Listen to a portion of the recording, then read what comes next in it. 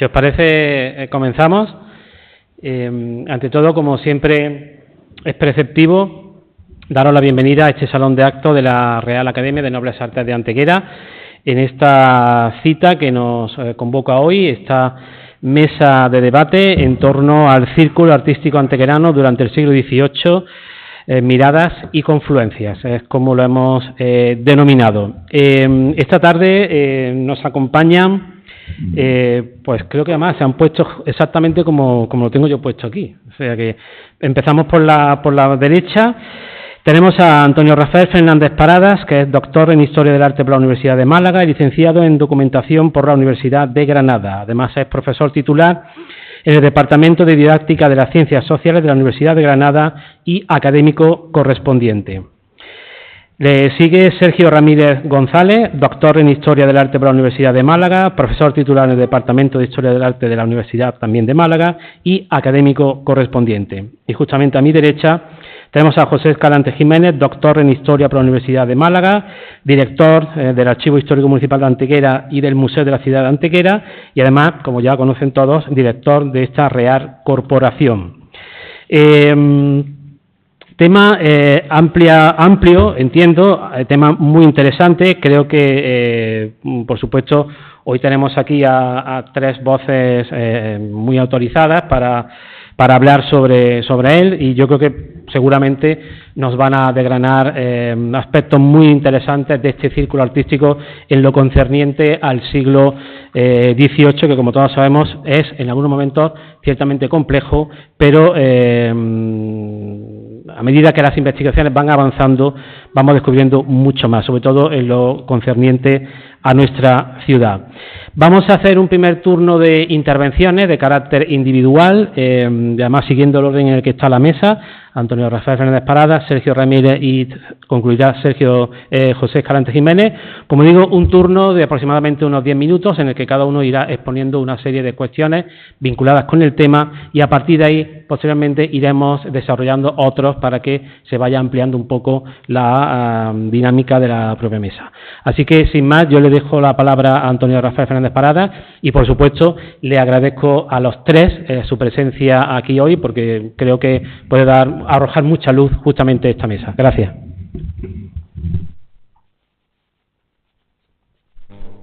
Bueno, muy buenas tardes a todos y a todos. Les ruego que me disculpen que soy yo el que se ha retrasado. Sigue habiendo tráfico en la carretera y sigue estando la carretera cortada a la altura de los túneles con las obras, con lo cual les ruego que me disculpen por el tiempo y la demora, ¿no? Comienzo, dar las gracias a la Academia. Estar en casa siempre es un placer y además poder hablar de estos temas de escultura además con mis compañeros, ¿no? Que es un poco de las últimas publicaciones que está haciendo Sergio, lo que está haciendo Pepe, es el carro de este siglo XVIII a nivel de investigación, ¿no? Yo les traigo un poco de contexto. Les traigo un poco de situación para que comprendamos la escuela escultórica antequerana, para que comprendamos este siglo XVIII, porque venimos de una serie de particularidades que nos hacen únicos, ¿no? Lo primero que tenemos que tener en cuenta siempre es que Antequera fue una de las principales ciudades de los núcleos culturales de la Corona de Castilla. Esto nos sitúa dentro de las grandes capitales del contexto, si podemos utilizar el término, prácticamente en toda la época moderna. Esta realidad nos permitirá relacionarnos con nuestros vecinos de múltiples maneras y además tenemos que tener en cuenta también que la posición geográfica marcará tendencia a la hora de utilizar Antequera como vía o como centro para coger obras o para encargar obras, ¿no? También tenemos que tener en cuenta, y esto hace ya mucho tiempo que se viene estudiando, cómo Antequera se da la situación de la simbiosis entre la ciudad tridentina o la ciudad de Dios, ¿no? Esa ciudad que se refleja la imagen y semejanza de la ciudad celestial. Ya desde el siglo XVI el círculo intelectual antequerano puso de manifiesto estas múltiples realidades, ¿no? Claro, estamos hablando de una ciudad antequera donde la religión marca los tientos de una sociedad al completo. Recuerden que la mayoría de las órdenes religiosas de la época moderna, por lo menos las más españolas, tenían casa madre situada en la ciudad antequera, ¿no? De esto nos interesa también una cuestión bastante interesante. Cuando se habla de Antequera como ciudad barroca no es cierto. Antequera es una ciudad rococó, es una ciudad del siglo XVIII. En el siglo XVII se construye, pero claro, todo lo que hay que construir en el siglo XVII se amuebla prácticamente en el siglo XVIII. Y muchas de las cosas que se habían construido o que se habían amueblado, por ejemplo, los retablos del Portichuelo, se cambian en el siglo XVIII por los de Antonio de Ribera. Ribera, ¿no? Entonces, en todo este proceso no es de extrañar que sea el siglo XVIII el gran siglo donde pasan multitud de cosas antequeras. Claro, nuestros edificios ya estaban construidos, muchos efectivamente en estilo renacentista y otros tantos en estilo barroco, pues será el momento de utilizar de todos nuestros escultores, de todos nuestros artistas para adecentar una ciudad que en muchos casos estaba en blanco, en el sentido, por ejemplo, la iglesia del Carmen, pues sabemos que parece ser que en el retablo mayor estaba en blanco, ¿no? En blanco en el sentido de que no había nada, ¿no? A todo esto tenemos que añadir que esta posición geográfica excepcional que le hemos comentado, especialmente en el siglo XVIII, hará que Antequera se convierta en un centro exportador de obras de arte, y muchísimas de las poblaciones que tenemos alrededor nuestra se convertirán en centros receptores de obras llegadas a la ciudad de Antequera. El caso más paradigmático es Campillo, pero también pasó en Archidona y otras tantas poblaciones. Esto nos ubica en una posición intermedia entre lo que está pasando entre Granada y Córdoba, ¿no? Otra de las características también más importantes que tenemos que mencionar de la ciudad antequera, y ya esta cita se ha recogido continuamente desde el siglo XVI, Antequera se expresará por la vía de la autarquía. Con carácter general, esto es una de las cualidades también más importantes del arte escultórico antequerano del siglo XVIII, porque somos autárquicos. ¿Llegaron obras foráneas? Sí, pocas, ahora las veremos. La mayoría de los escultores son aquí de la tierra, y si no son de la tierra, tienen su producción mayoritariamente aquí en la tierra. El caso de Andrés de Carvajal, que viene de fuera, pero es que tiene toda su producción aquí en la ciudad antequera. Esto nos llevará a que tengamos pintores, entalladores, plateros, estuquistas, bordadores, etcétera. Si hablamos de las nóminas de escultores, y este tema es interesante para no extenderme mucho más, tenemos que comprender también ese periodo de esplendor del siglo XVI, donde la ciudad acusa los lenguajes manieristas y renacentistas de una manera un tanto particular. Después tendremos nuestra gran lacra, que es el siglo XVII, porque lo desconocemos, porque hay menos obras documentadas y porque realmente no tienen la calidad ni del siglo XVI ni del siglo XVIII, pero sí que empiezan a salir nombres. Lo que hay prácticamente esta centuria es desconocido. La mayoría de las publicaciones que hay al respecto, salvo las publicaciones de Pepe Escalante, que ha documentado ciertamente multitud de cosas, el resto de las monografías no se sostienen sobre documentación científica. Sí es cierto, en este contexto, como les mencionaba anteriormente, ¿qué pasa en la ciudad antequera? Llegan obras de fuera, llegan muy pocas, especialmente en el siglo XVII, o por lo menos con la visión que tenemos en el siglo XXI. Sabemos que en el siglo XVIII aparentemente llegan pocas, los fumos a finales del XVII, principios del XVIII, poco más. ¿Qué nos llega? Pues muy poco. Nos llega los Mora, el maravilloso José de Mora que tenemos en la ciudad antequera, que es de manual y debería aparecer en todos los libros de historia del arte, pero no aparece, que aquí lo tenemos. Es una obra, de hecho, bastante desconocida en la ciudad de Granada, a pesar de que ser de las pocas obras de Mora que está documentada, ¿no? El San Bruno, que es también una de las mejores piezas que tenemos. En este caso, bueno, no es foránea la obra de Antonio del Castillo, pero sí que tiene influencias probablemente de otro tipo de piezas. Tenemos una obra de Risueño, aparentemente Risueño, tenemos un salcillo pequeñito, tenemos los fumos, que son estos dos, que ya conocemos todas y todos, pero claro, llegamos hasta el siglo XVIII. ¿Qué pasa con todo esto? ¿Estas piezas foráneas tienen repercusión en la ciudad antequera en el siglo XVIII? Probablemente muy pocas. Más allá de las evidencias que pueda tener, por ejemplo, Carvajal o los Márquez con el arte de los Mora, pero con una personalidad totalmente acusada, llegamos a un siglo XVIII que se expresa por la vía de la autarquía. De nuevo, seguimos en esta idea retomándola, y es el siglo de los grandes escultores antequeranos, escultores retablistas, estuquistas, etcétera, ¿no? Un poco por el orden, pues tendríamos a Andrés de Carvajal, Francisco de Medina, de un escultor del que prácticamente no sabemos nada y que talló la cabeza equivocada en su momento, de ahí un nazareno que tenemos en San Juan. Tenemos la figura de José de Medina, que pasa por Antequera y por media Andalucía, y este sí que es un revulsivo interesante, porque José de Medina no para de moverse y no para de traer cosas y de llevar, y no para de dejar influencia en la ciudad antequera. Por supuesto, tenemos la obra de Diego Márquez, que probablemente sea una de las más potentes junto con la figura de Andrés de Carvajal, ¿no? Teníamos por aquí de nuevo los fumos, ¿no? ¿Qué más? Aquí, perdón, estamos viendo algunas de las obras. Otras profesionales para mencionarnos, yo en esta tarea que traigo de reivindicar la escuela escultórica antequerana, con tantas particularidades diferentes a la de Sevilla o a la de Granada. De hecho, en el caso de Antequera podríamos utilizar el término con propiedad, porque lo que llamamos escuelas sevillanas son una serie de maestros de personalidades totalmente dispares, pero están en la ciudad de Sevilla, ¿no? En el caso de Granada es diferente, porque sí que encontramos una personalidad acusada en su estilo, y de hecho serán incapaces de abstraerse de su propio estilo, ¿no? Multitud de profesionales, la mayoría los ha documentado Pepe a lo largo de sus años de investigación: Miguel Asensio, Fray Juan Moreno, Fray Francisco Núñez, Pedro Delgado, Bernardo y Diego Asensio, Francisco Asensio, José Ignacio Ortega, José Atienza, es decir, etcétera, algunos vinculados a órdenes religiosas, etcétera. Todo esto nos habla de este periodo de esplendor que se está produciendo en la ciudad de Antequera, pero claro, todo esto tenemos que entenderlo del contexto que les he mencionado anteriormente. Antequera es cruce de camino, Antequera es centro exportador de obras de arte y estamos en medio de Granada y Sevilla. Pues es de entender que la mayoría o muchísimos de los centros que tenemos alrededor dependen artísticamente de la ciudad de Antequera, que Antequera también exporta iconografía, como será el Cristo del Mayor Dolor. Por supuesto, dentro del arte, si teníamos escultura, pues también teníamos retablistas. Quizás sabemos poco, pero bastante para completar el panorama andaluz. Las tres grandes familias, o la familia primero los Rivera, con esas ideas de que existe el padre, no existe el padre, la obra de Francisco Guerrero, los primos, Antonio Palomo, es decir, todo esto, aunque Francisco Guerrero trabaja en el retablo de los Remedios, ¿no? Todo esto nos permite evidenciar una escuela en el siglo XVIII potente, muy fuerte, que nos está contando cosas continuamente, pero claro, se perpetúa. Lo interesante además de todos estos escultores, retablistas, estuquistas, etcétera, que estamos mencionando, es que la mayoría se perpetúan, especialmente con las grandes sagas, como son los Márquez o como son los Carvajal. Igual pasa con los primos. Claro, esto es el fenómeno que se había producido en la Granada del siglo XVII con los Mora y con los Mena, se está produciendo en la actualidad, en el siglo XVIII, en la ciudad de Antequera, ¿no? Todo esto, estas maneras de ser escultóricamente antequeranos, se perpetúan en el tiempo hasta la segunda mitad del siglo XIX y encontraríamos una perpetuación de los estilos, de las tradiciones, de los modos de hacer antequeranos del siglo XVIII, por ejemplo, en la obra de los Palmas. Y, por supuesto, marca la personalidad de lo que hará posteriormente Pepe Romero, lo que hará Antonio García Herrero, y marcará una personalidad inaudita en lo que está haciendo Ángel Sarmiento y ese pseudomanerismo del siglo XXI, ¿no? Bueno, simplemente... para terminar, algunas cuestiones que les podemos mencionar. Características de la escuela escultórica antequerana, pero especialmente de este siglo XVIII, que tenemos rasgos propios, que nos expresamos de una manera particular, diferente a lo que está pasando entre otros centros productivos.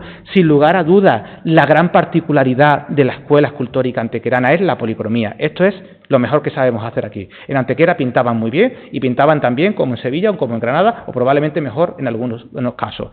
Lo que mejor sabemos hacer muy bien también son los estofados, muchísimo mejor que los granadinos, por ejemplo, que caen en decadencia en la segunda mitad del siglo XVII. El gran leitmotiv de la escultura antequerana, prácticamente de todos los periodos, será el clasicismo. Esto es algo que es nuestro, y prácticamente en Antequera no existe nada que llamemos barroco aireado, paños aireados, etcétera. Nos expresamos siempre en un lenguaje clásico. Tenemos otras particularidades, y especialmente en el siglo XVIII, esta es una ciudad con total ausencia prácticamente de escultura pública del siglo XVIII. Es una ciudad con total ausencia prácticamente de retratos, curiosamente, de retratos escultóricos, ¿no? Cuando además la mayoría de las órdenes religiosas estaban aquí y un porcentaje muy alto de toda la nobleza de la provincia de Málaga estaba concentrado aquí. No existe la escultura funeraria en la ciudad de Antequera. Deberíamos preguntarnos por qué, dónde estaba, ¿no? ¿Qué pasó? Tiene que ver a lo mejor con el concepto de capilla propia y el enterramiento de la propia capilla, ¿no? La ausencia, como lo hemos dicho, de escultura fúnebre, pocos materiales alternativos más allá del barro, que es muy poquito, ¿no? Volviendo al tema del clasicismo, para terminar ya, aquí no hay paños aireados, hay poco movimiento, nuestras imágenes son frontales, no hay nada de este tipo de características, no encontramos nunca nada en la ciudad de Antequera. Algunas imágenes para que puedan entender lo que estamos comentando, ¿no?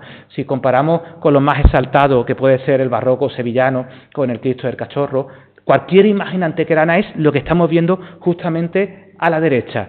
Es frontalidad, es clasicismo, me da igual que sea un clasicismo del siglo XVI manerista, del siglo XVII o del siglo XVIII. Siempre se produce el mismo leitmotiv, y esto es una de las grandes características de lo que así que se produce en Antequera y nos diferencia de otros centros productivos. De hecho, podemos ver lo que en Antequera se entiende como una imagen barroca y lo que en este caso la imagen barroca granadina, ¿no? Todas nuestras imágenes acusan esta personalidad. Dicho esto, ya para terminar de nuevo, las dos últimas cuestiones que les recordaba. En Antequera se pinta muy bien. de los mejores sitios. Son policromías muy estables, son policromías especialmente en el siglo XVIII en la que gustan los tonos rojitos. De hecho, es tan importante que tenemos tesis doctorales dedicadas al respecto, ¿no? Y, por supuesto, si teníamos escultores, pintores, plateros, etcétera, tenemos una gran escuela de yeso, de estuquistas, que se saben algunas cosas. Pepe en este sentido también ha sacado bastantes datos. Hay muchísimas cosas que faltan por hacer. Dicho esto, por mi parte, muchísimas gracias, y en la siguiente parte de la mesa intentaremos resolver las dudas que se plantean. Muchísimas gracias. Bien, continuamos ahora. Cedo la palabra a Sergio Ramírez.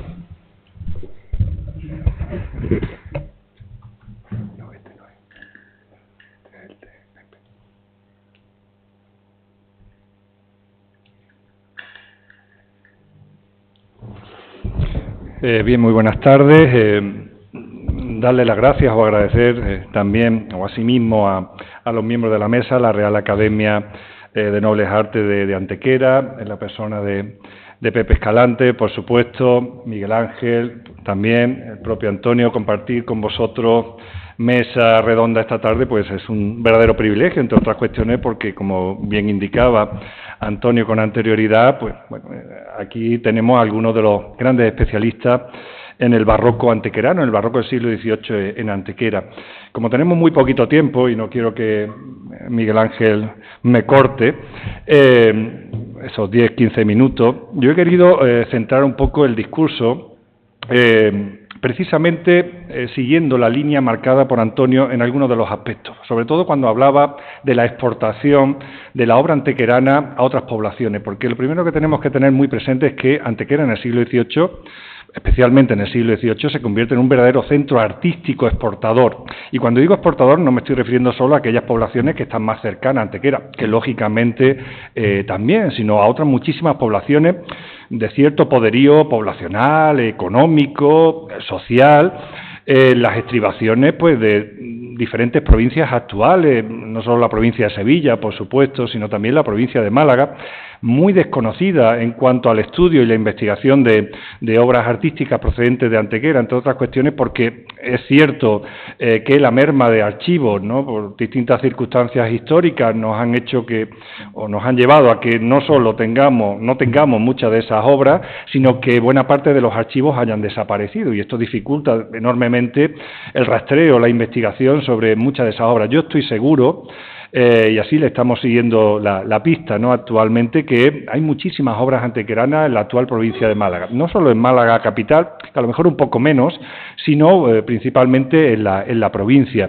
Sevilla, Málaga, Granada, por supuesto, en la provincia de Córdoba, ¿sí? Son zonas, ¿no?, como digo, cercanas relativamente a Antequera por su posición geográfica, que convierte, ¿no?, a este centro artístico en un gran exportador, ¿no?, en todas esas poblaciones. Y yo quería centrarme por poner un ejemplo de ello. Lo que quiero que veamos son fotografías para que entendamos el poderío a la hora de exportar, ¿no?, esas obras hacia el exterior, la calidad, por supuesto, también la variedad, lógicamente, sobre todo dentro del ámbito escultórico y también retablístico, también, por supuesto, en otras artes, ¿no?, como podría ser la platería, por supuesto, la pintura, pero principalmente en el campo de la escultura y de la retablística. Y lo he querido llevar al ámbito de Estepa. Una Estepa es una ciudad de la provincia de Sevilla, relativamente cercana a Antequera, que presenta un muestrario de obras artísticas, como digo, escultóricas sobre todo y retablísticas procedentes de Antequera,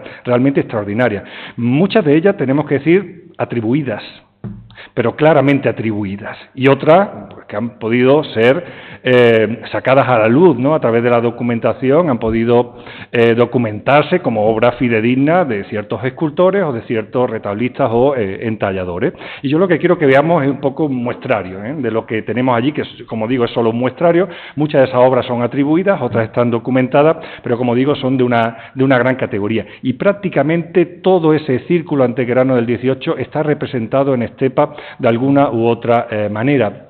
Estepa es una ciudad bastante rica, aunque no tiene una población muy amplia, entre otras cuestiones pues porque eran tierras de señorío en aquella época, pertenecían a los marqueses de Estepa, que era una familia nobiliaria o aristocrática de gran raigambre, muy adinerada y que, bueno, volcó buena parte de su pecunio económico para, beneficiar a la población con grandes obras artísticas, ¿no?, principalmente religiosas, a través del establecimiento, como ya también indicaba con anterioridad Antonio, de diferentes órdenes religiosas, como no podía ser de otra manera, los frailes mínimos, los franciscanos, etcétera.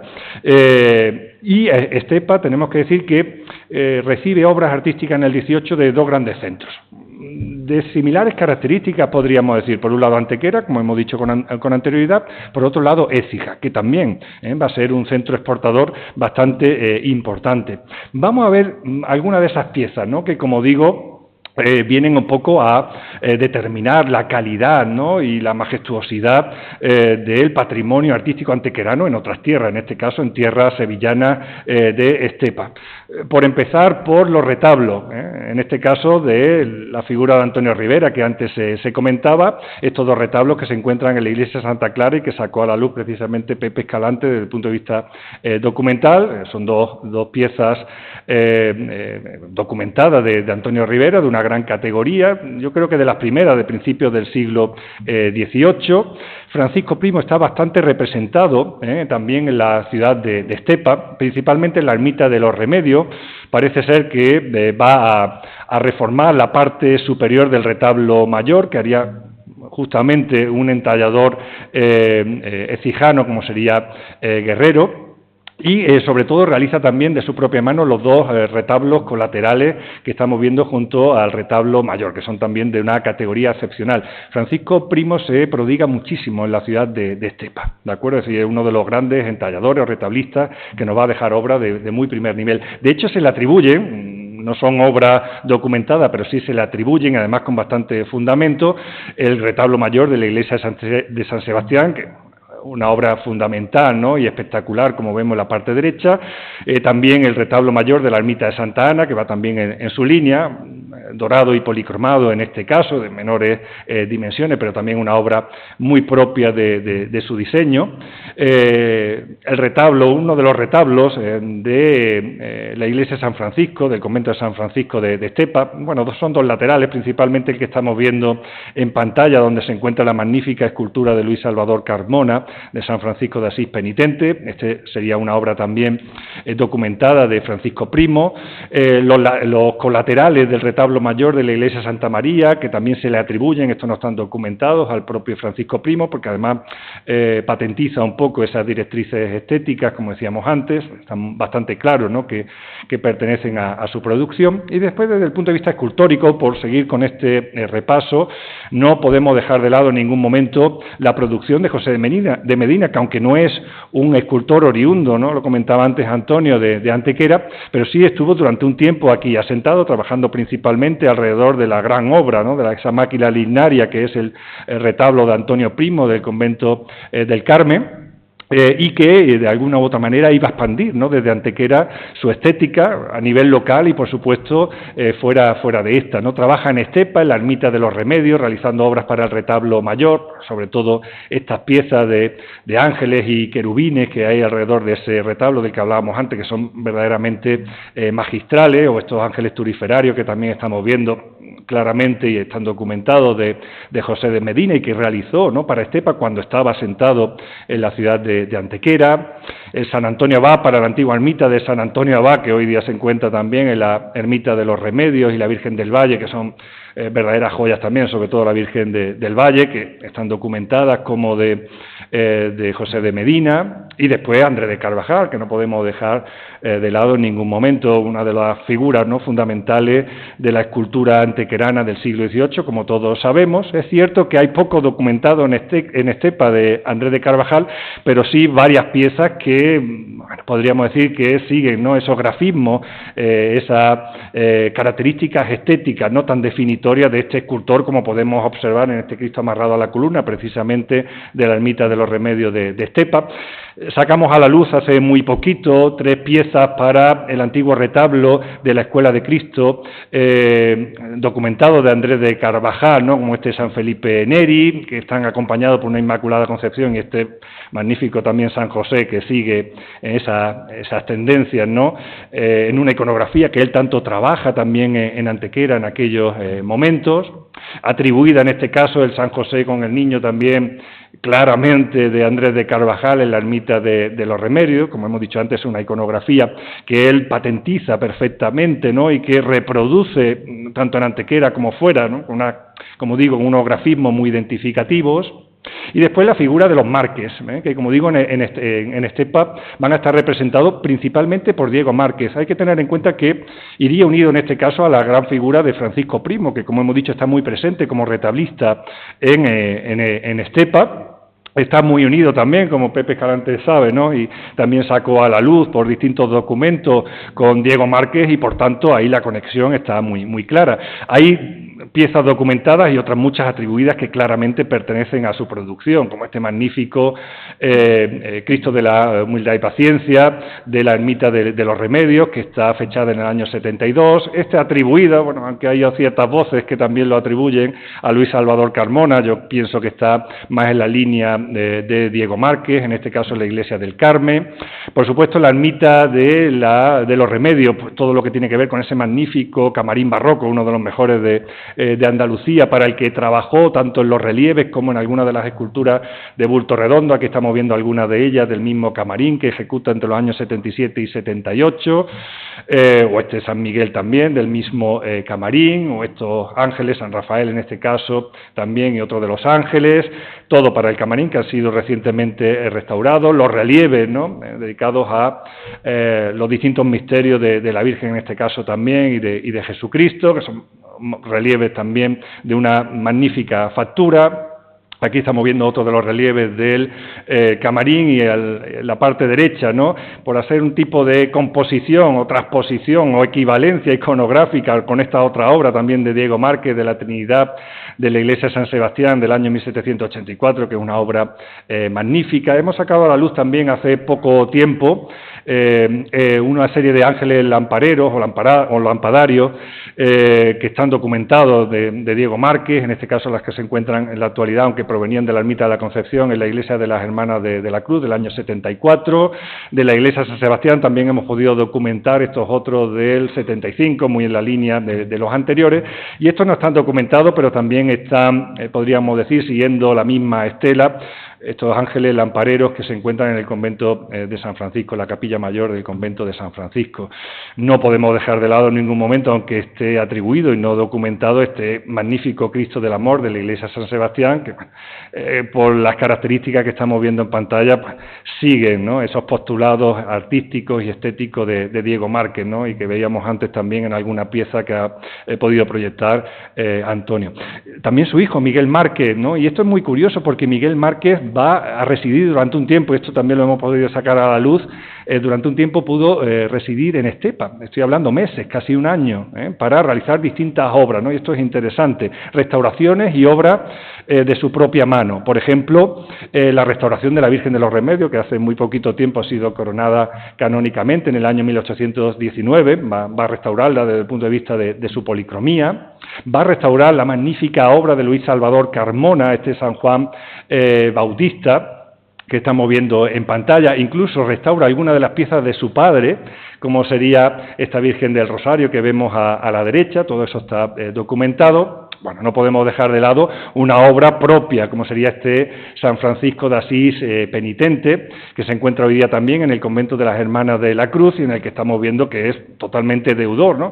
Y esto, claro, se corresponde directamente con aquella presencia continuada de Miguel Márquez en Estepa, en la que iba a conocer perfectamente esta otra magnífica obra de la que hablábamos antes, San Francisco de Asís, de Luis Salvador Carmona, que inspira totalmente a esta obra que estamos viendo en pantalla y que él mismo va a afirmar, como vemos en la peana de la escultura, Miguel Márquez me hizo en Antequera, año de 1816. Incluso el nieto Diego Márquez, o hijo de Miguel, en la que podemos ver que tiene presencia en Estepa a través de esta pequeña dolorosa, de una colección particular que también está firmada, como vemos en la peana, Joaquín Márquez, una dolorosa del año 1833, que, como digo, bueno, una obra más blanda, ¿no?, a nivel artístico que las anteriores, de menor categoría, pero bueno, que no deja de ser curiosa en cuanto a lo que sería ese panorama o esa panorámica de los Márquez en Estepa. Bueno, en definitiva, yo acabo con esto, pues poniendo sobre la mesa un poco, no solo el caso de Estepa, como digo, esto lo podríamos extrapolar, ¿no?, a otras muchísimas poblaciones donde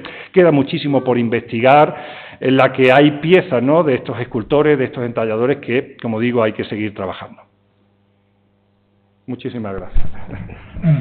Bien, muchas gracias, Sergio. Y termina esta terna de intervenciones con la de Pepe Escalante, con José Escalante, que nos va también a hablar sobre este tema.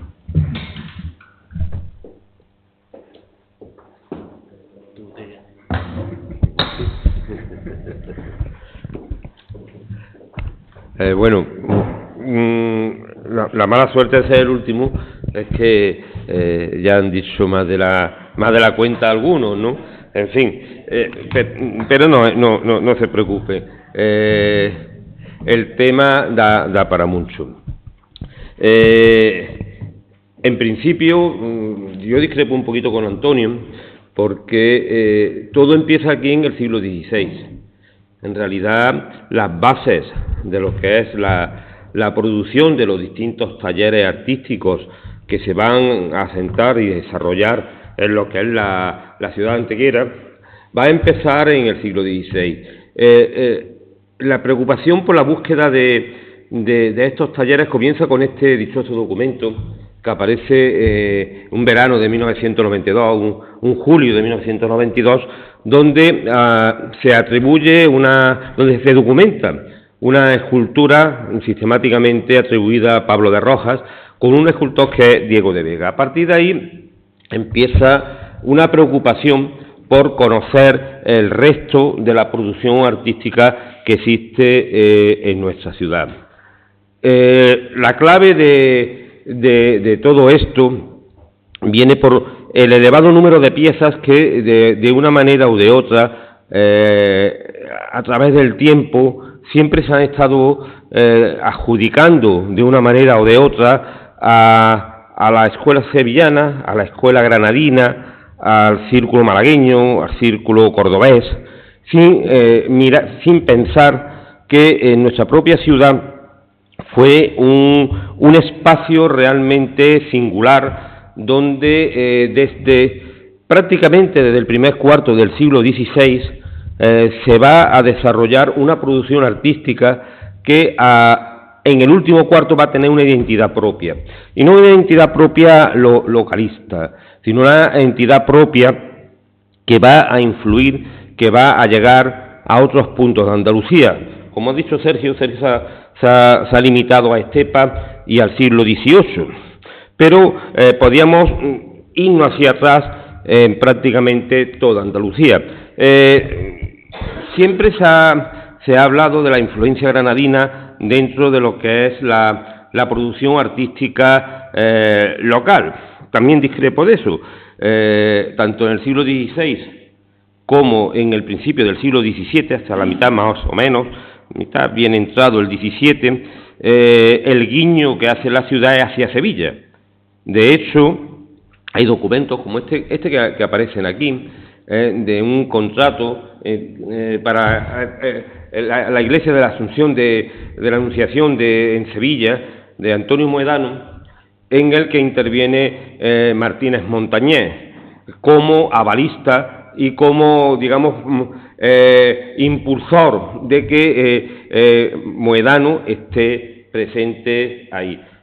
Es un documento que parece, bueno, sí, está, pero detrás de esto hay otras documentaciones que avalan cómo Antequera tiene ese discurso más sevillano que granadino, sobre todo en el siglo XVI y siglo XVII.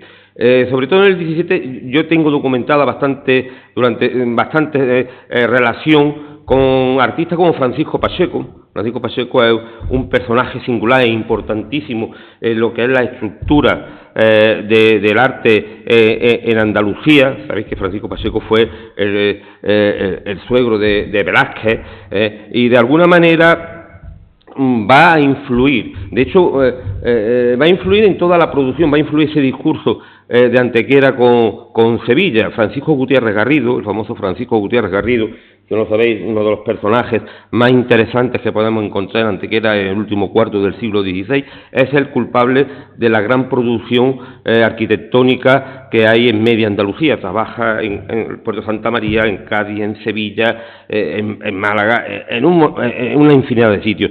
Y todos ellos tienen una especial relación con este ámbito sevillano. Pensad, por ejemplo, que Pacheco, cuando muere Moedano, le compra a su hermana Leonor todos los dibujos de arquitectura que éste guardaba en su taller. Por eso quiero decir que hay que hacer una revisión de estos conceptos muchas veces preestablecidos que hay.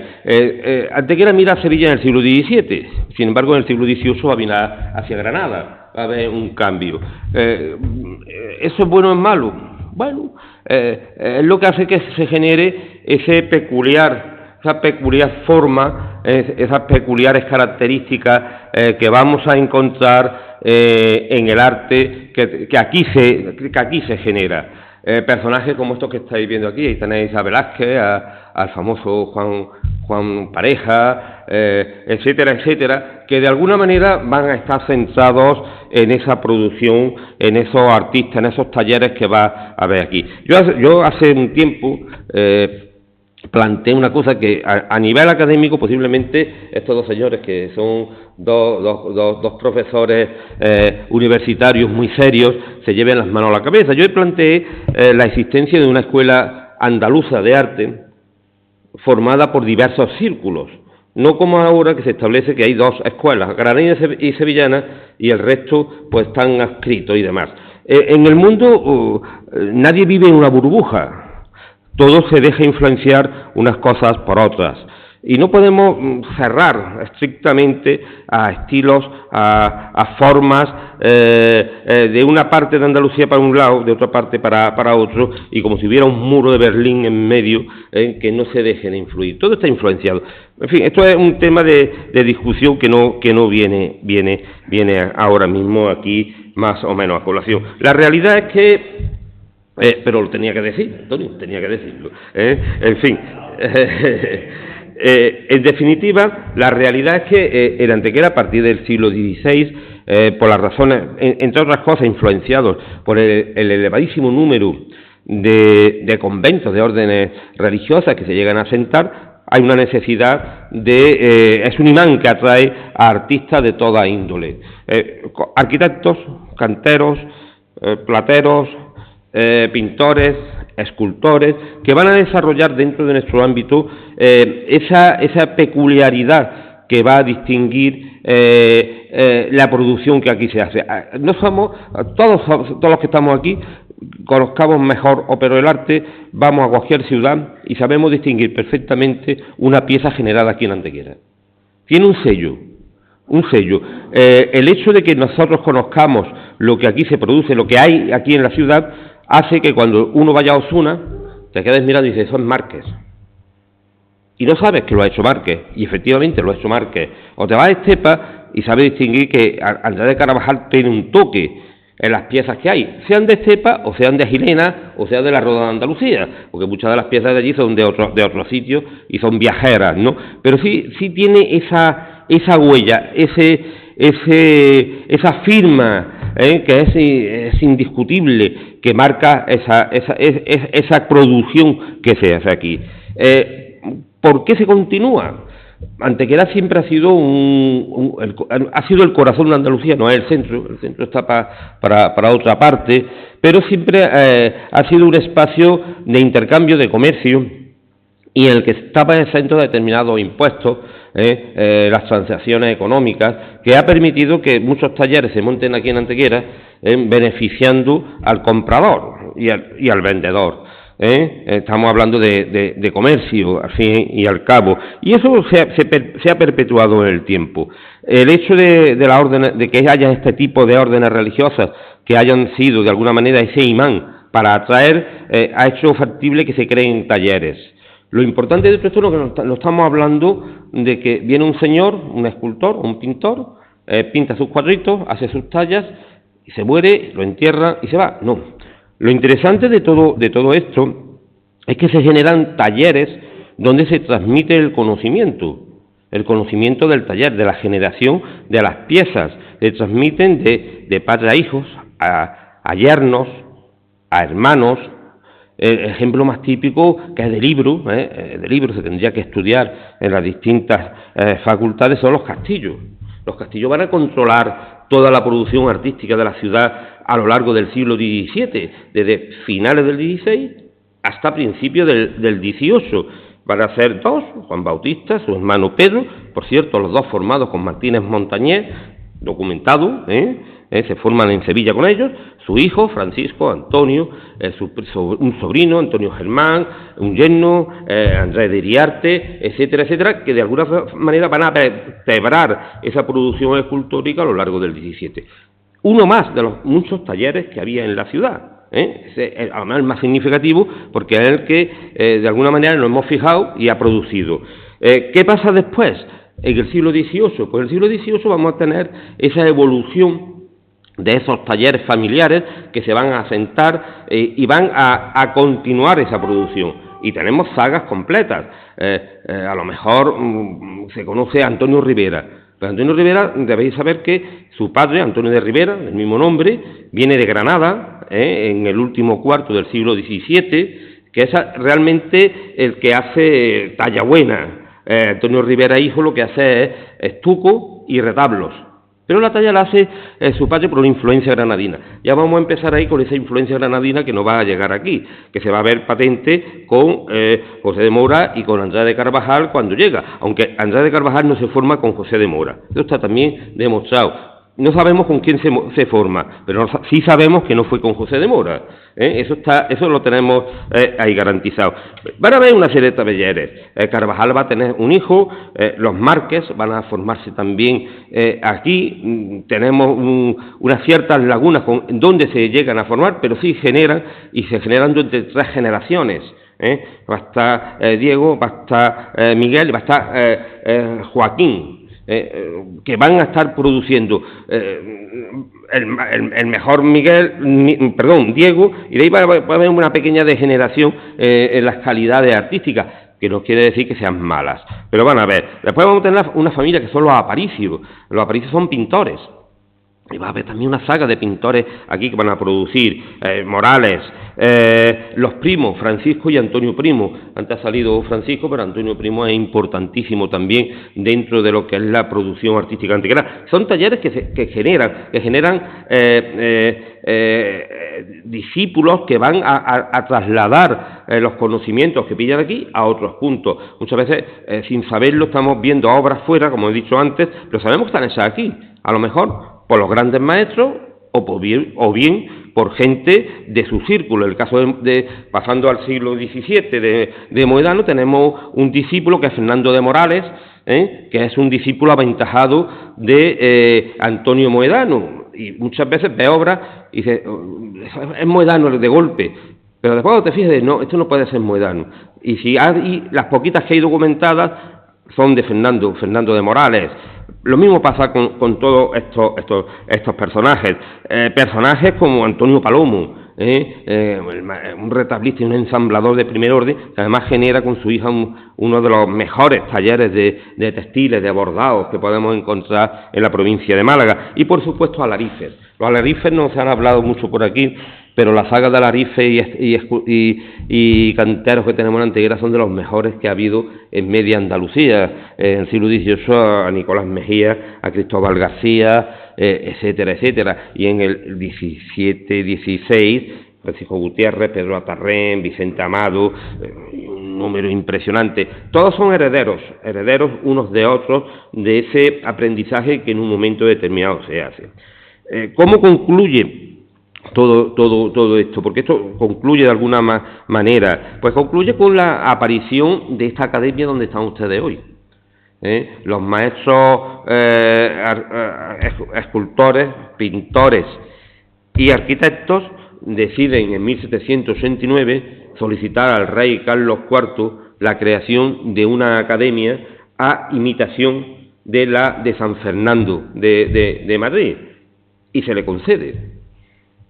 Fijaos la importancia que en un momento determinado puede llegar a tener este grupo de personajes que en un momento determinado consiguen consolidar aquí una institución de formación, de enseñanza, al mismo nivel que la que tiene la capital del reino.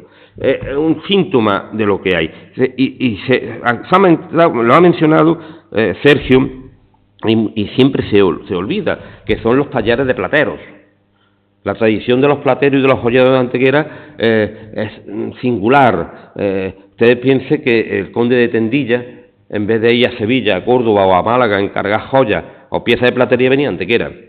No pueden ustedes imaginarse la cantidad de contratos del conde de Tendilla con los maestros plateros antequeranos que hay. A mí se me escapa eso. Yo estoy esperando a ver si hay algún becario que le guste la platería, que herede de Rafael Sánchez Lafuente o de alguno de vosotros, y cederle esos materiales para estudiar. El Colegio Platero de Antequera es más antiguo que el de Málaga, evidentemente, está documentado ya en la primera mitad del siglo XVI, y en el siglo XVIII tiene un peso específico realmente brutal. Se conserva su archivo, y gracias a eso sabemos las calidades que produce. Son un elemento más dentro de toda esta producción de piezas de prestigio, de piezas que de alguna manera cubren las necesidades del culto de la población, y por otro lado las necesidades sociales, de aparentar de las distintas casas, con las que le encargan retablos para la vida eterna, ¿no?, en las iglesias. A lo mejor por eso no hay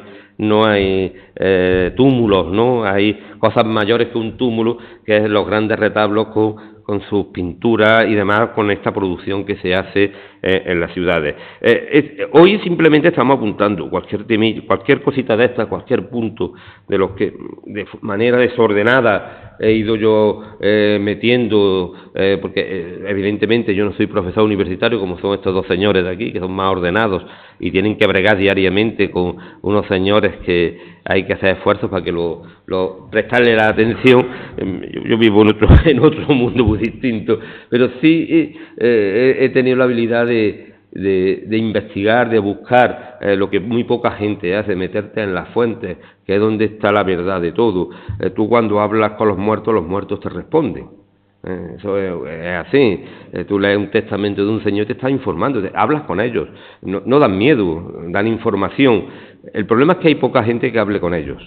Si hubiera más gente que se metiera en esa cueva de la información, como son los archivos, sacaríamos mucho. La suerte que nosotros tenemos, que lo tenemos todo, no se ha quemado, tenemos un tesoro. Y ahí está la clave de muchas cosas, de estas relaciones sociales, porque al fin y al cabo lo que estamos hablando son de relaciones sociales, de relaciones de prestigio de la sociedad, y de un elemento que está ahí presente con estas producciones artísticas tan importantes, además de una calidad realmente excepcional en muchos casos. En fin, yo me estoy enrollando más de la cuenta, ya he pasado los 10 minutos, ¿verdad? De sobra, ¿no? Es que no me cortan, yo qué culpa tengo. En fin, pero lo que digo, que cualquier cosita de esta, puede ser suficiente como para plantear una ponencia o desarrollarlo de otra forma. De alguna manera quiero, dentro de poquito, posiblemente a final de otoño, va a salir un pequeño librito con esta información sobre el círculo, una continuidad a lo que ya salió en su día sobre el círculo del siglo XVIII, que al fin y al cabo va a ser una base para proporcionar información a los investigadores para que lo amplíen. Y yo no soy historiador del arte, soy archivero, ¿no? Entonces facilito los datos para que otros trabajen, pero por lo menos le das esas bases, esos nombres muchas veces necesarios, desconocidos, para que ellos lo utilicen. Señor moderador, cuando usted quiera. Se decida a terminar, claro. que siempre el último el que va recogiendo los minutillos que van sobrando. Bueno, yo le agradezco a los tres las intervenciones iniciales, donde creo que ha habido una panorámica general muy interesante, desde las aportaciones que hace Antonio Fernández justamente en esa visión general de lo que supone toda esta idea del círculo artístico, pasando por esa otra idea de la exportación de modelos, referencias estéticas que ha comentado Sergio, y la no menos importante, pero sí muy fundamental, que es ese buceo en las fuentes primarias que nos permiten, evidentemente, localizar y de esa manera poder realizar las investigaciones oportunas. A partir de aquí, yo tenía aquí apuntados varios temas, pero creo que, siguiendo un poco el hilo del último que estaba comentando Pepe, quizá a lo mejor lo más preceptivo sería que pudierais explicar cuál es la actualidad, a qué nivel está la investigación ahora mismo en torno al círculo artístico antequerano del siglo XVIII, nivel, situación, publicaciones. Pepe ha comentado que viene algo ahora en otoño, sé que están saliendo cosas, han salido también recientemente, pero bueno, ¿cómo es el nivel en el que nos situamos en estos momentos en torno al conocimiento y la difusión de este círculo artístico?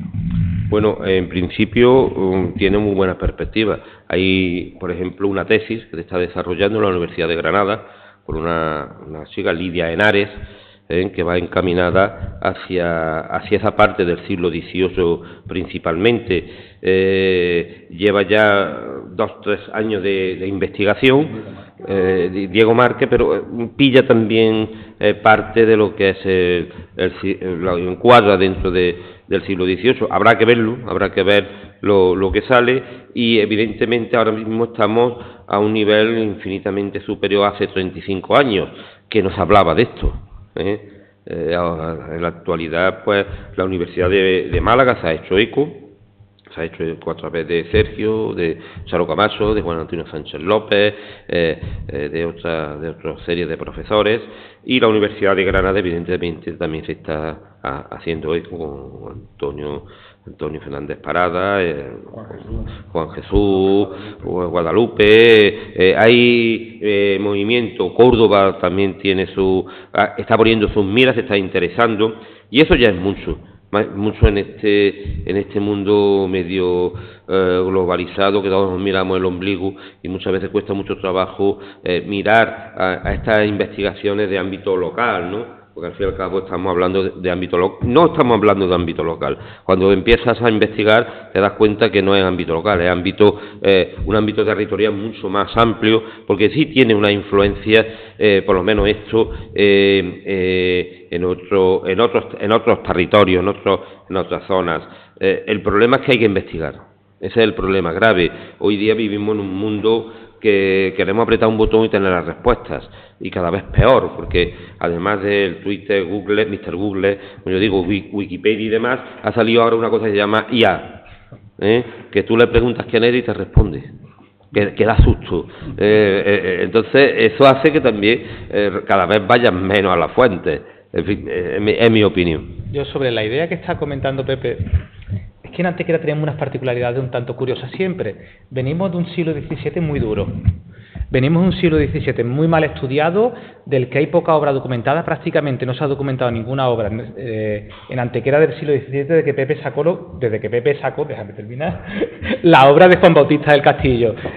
Hace contrato ya, y lo nuevo que ha hecho se acaba de decir. De todo lo que se ha publicado posteriormente, ha habido que compañeros aquí presentes han tenido que enmendar estudios que se han hecho de ese siglo XVII. Entonces venimos de un panorama muy malo.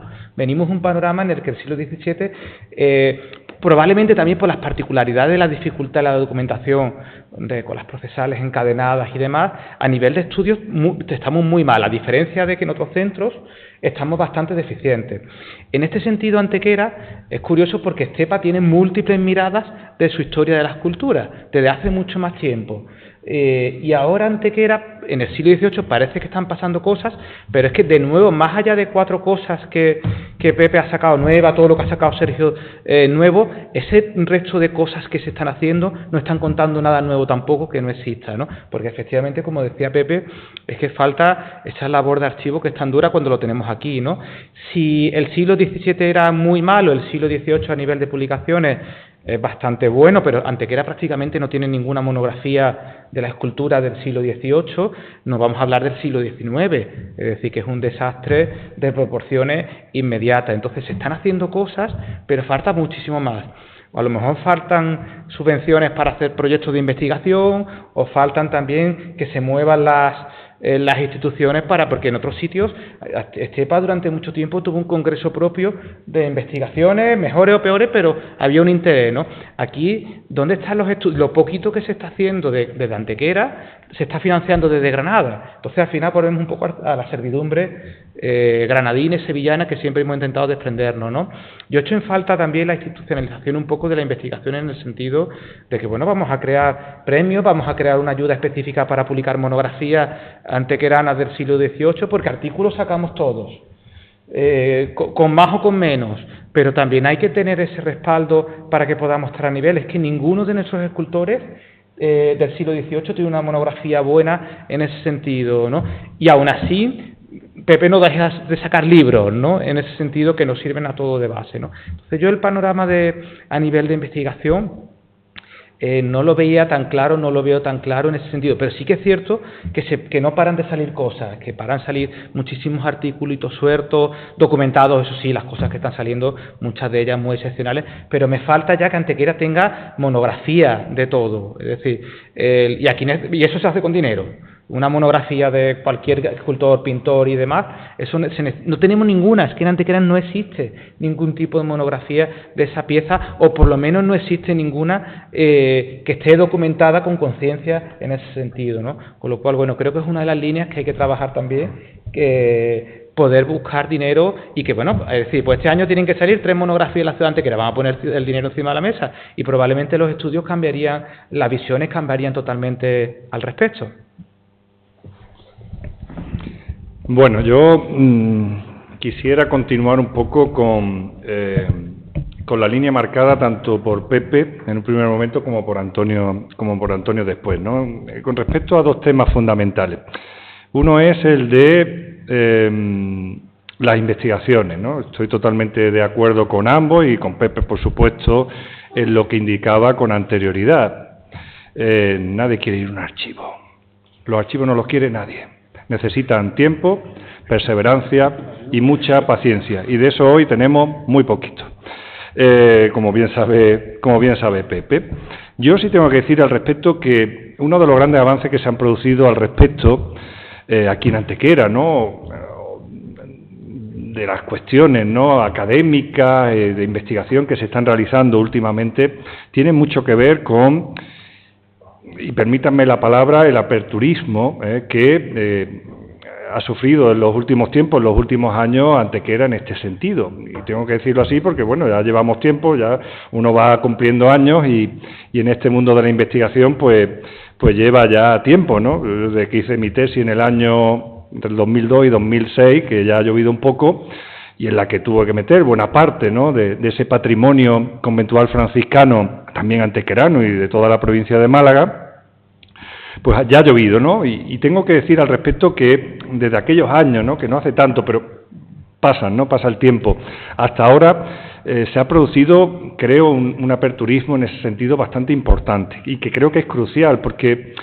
yo sí defiendo, ¿no?, o será porque no soy de aquí, no soy originario de Antequera, yo sí defiendo que se necesitan investigaciones foráneas, y además se necesitan investigaciones foráneas desde instituciones académicas serias, universitarias, ¿no?, principalmente, como estábamos comentando con anterioridad. Y es verdad que hace eso, 20, 30 años, bueno, hace ya una serie de años, investigar en Antequera era difícil. Yo lo he sufrido en mis propias carnes, ¿no? Y es verdad que en los últimos años esto ha cambiado para bien. Y creo que eso es un avance extraordinario en el que tengo que decir, y no es por quedar bien ni mucho menos, que Pepe Escalante tiene un peso específico. Desde que está en el archivo, pues porque es cierto, ¿no? Yo no sé si Antonio lo compartirá conmigo, ¿no? Y otros muchísimos investigadores con los que estamos en contacto de distintas universidades, de Granada, de Málaga o de Sevilla, donde fuere.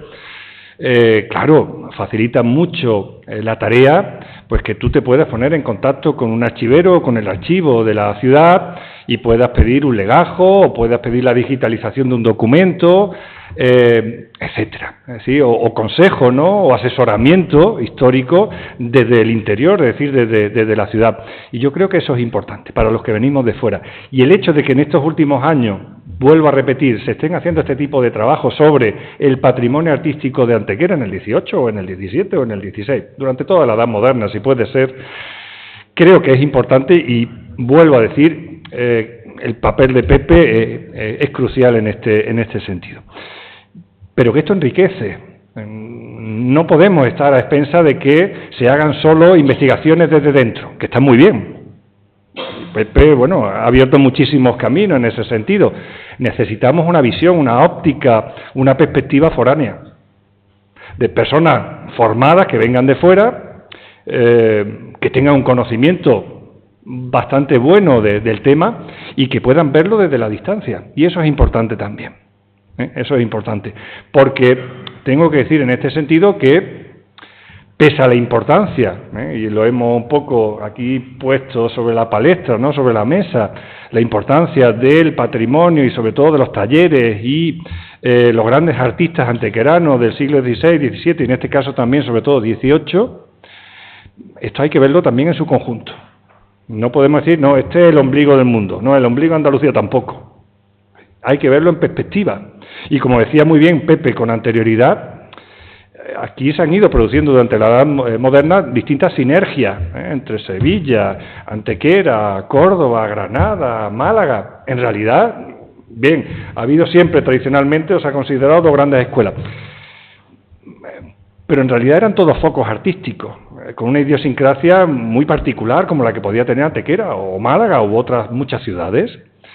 Y eso hay que ponerlo en perspectiva, ¿no? Y hay que estudiarlo en su conjunto, podríamos decir. Bueno, eso por un lado.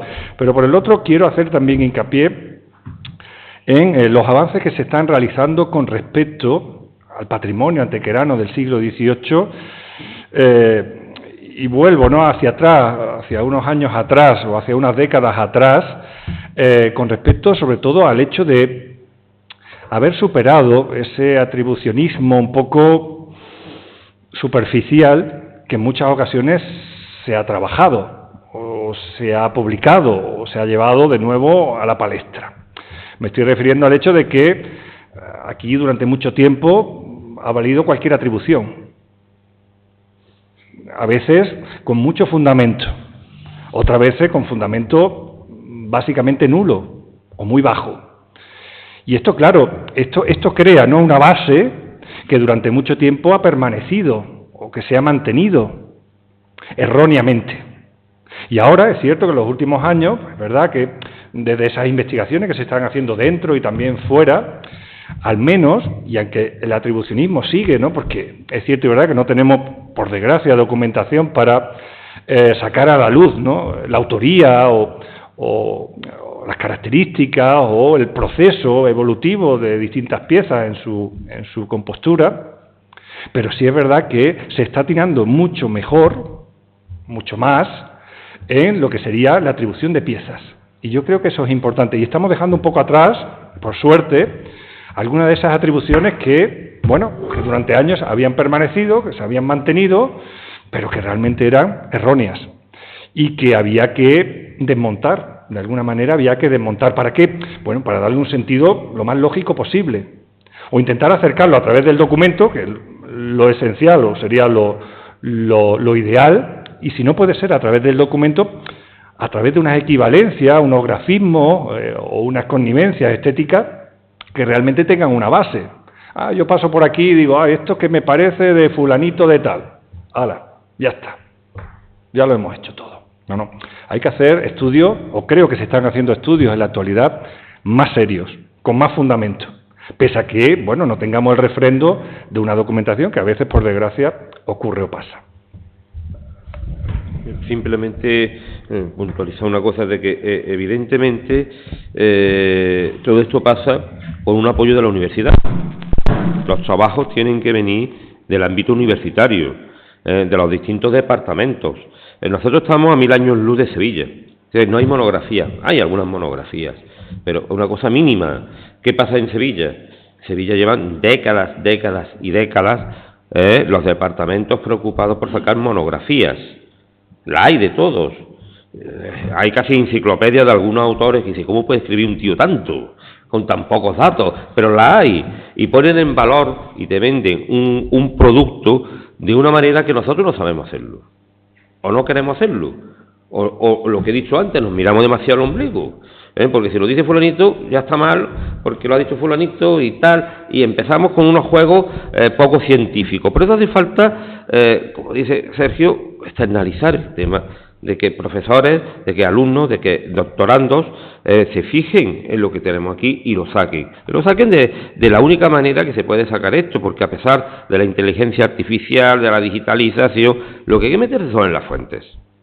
Mientras eso no pase, pues estaremos más o menos jugando. Nosotros tenemos relativamente suerte, porque Sergio dice, Pepe Escalante no ha hecho nada, simplemente he puesto ahí papel en lo alto de la mesa y el que ha querido saber leerlo y cogerlo, lo ha sabido coger, leer e interpretar y difundir, que es de lo que se trata. Pero eso tiene que ser estos ámbitos, los ámbitos universitarios, que son los que deben de apostillar, los que deben de garantizar esas calidades y esa seriedad a la hora de investigar, porque es importantísimo el conocer qué es lo que pasa en esas sociedades, cómo se mueven, por qué pasa esto.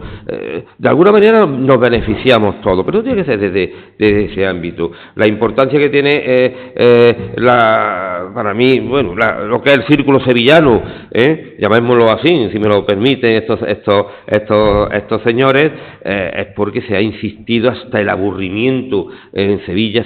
Sale Sevilla por la oreja, pasa igual con la feria y la Semana Santa. La Semana Santa de Sevilla la tenemos, ¿por qué? Porque la vemos desde el domingo de resurrección desde el domingo de Ramos hasta el domingo de resurrección, desde las 8 de la mañana hasta las 12 de la noche, y se los mete por los ojos.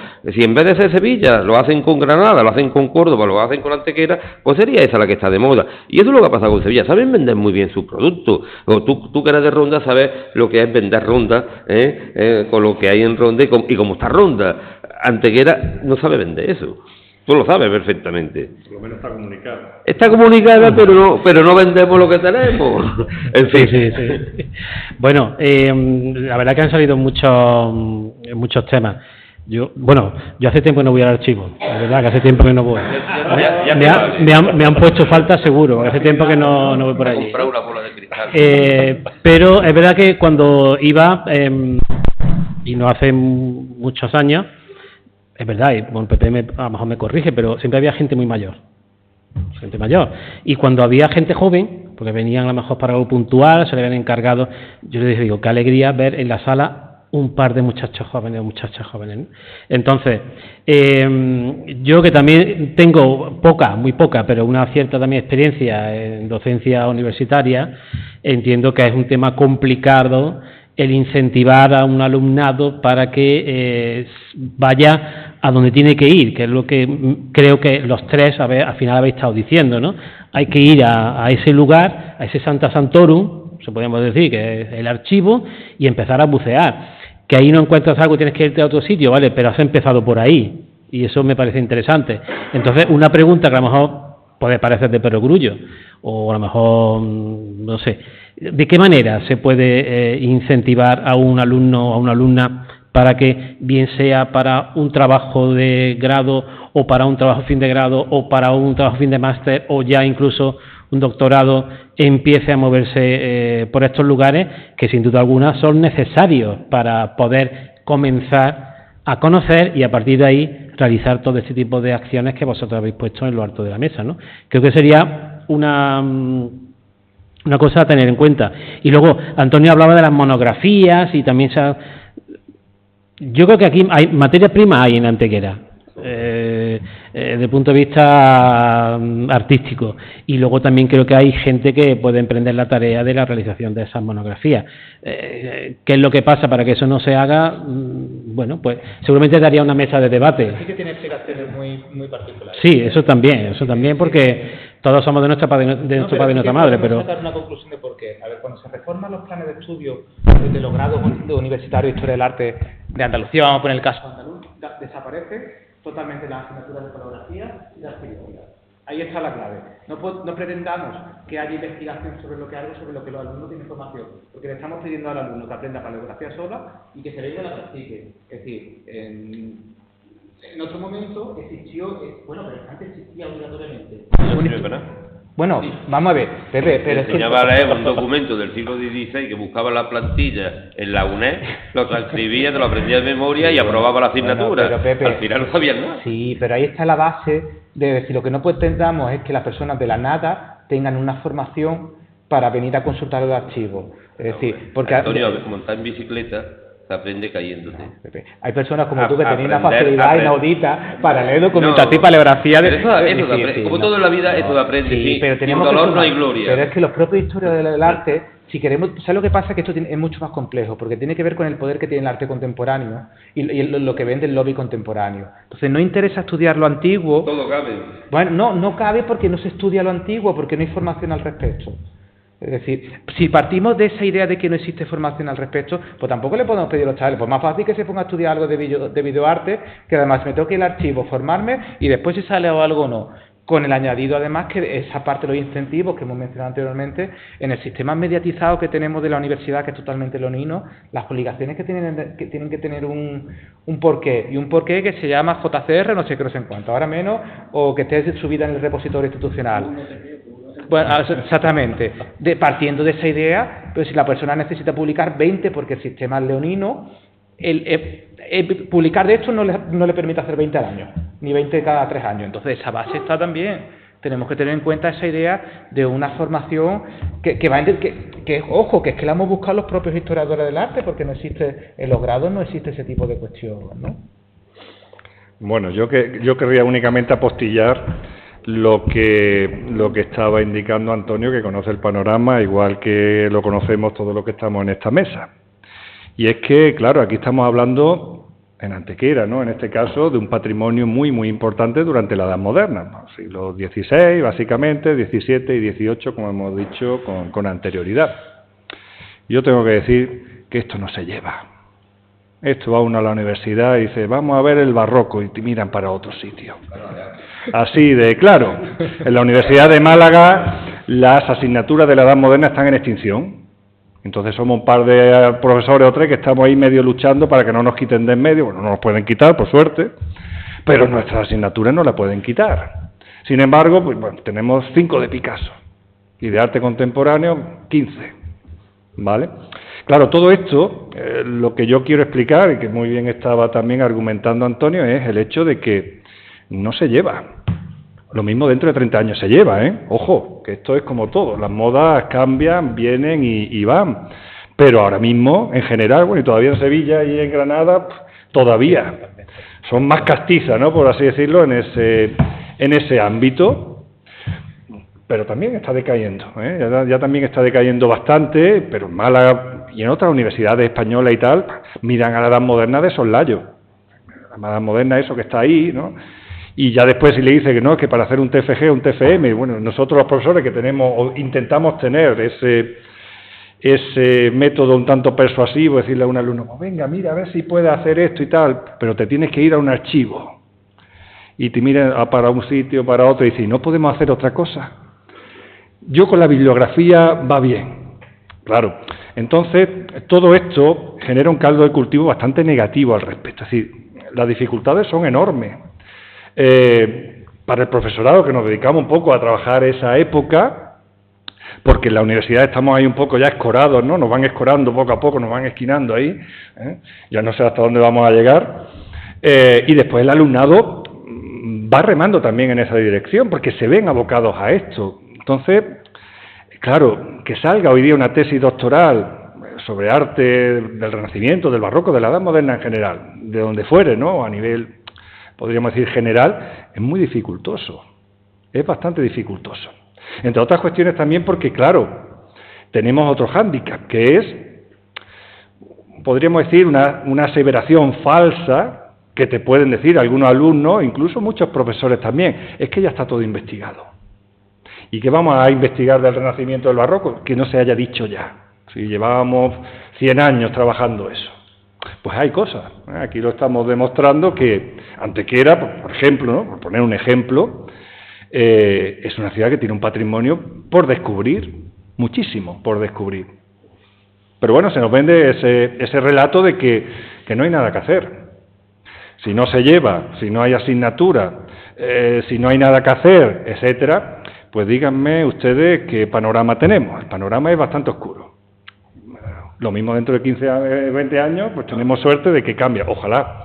Pero ahora mismo, que se pueda realizar una tesis como la que indicaba antes Pepe, ¿no?, en la Universidad de Granada, sobre un escultor del siglo XVIII y tal, comienza a ser raro, comienza a ser extraño. El tener una protección que es algo a extinguir.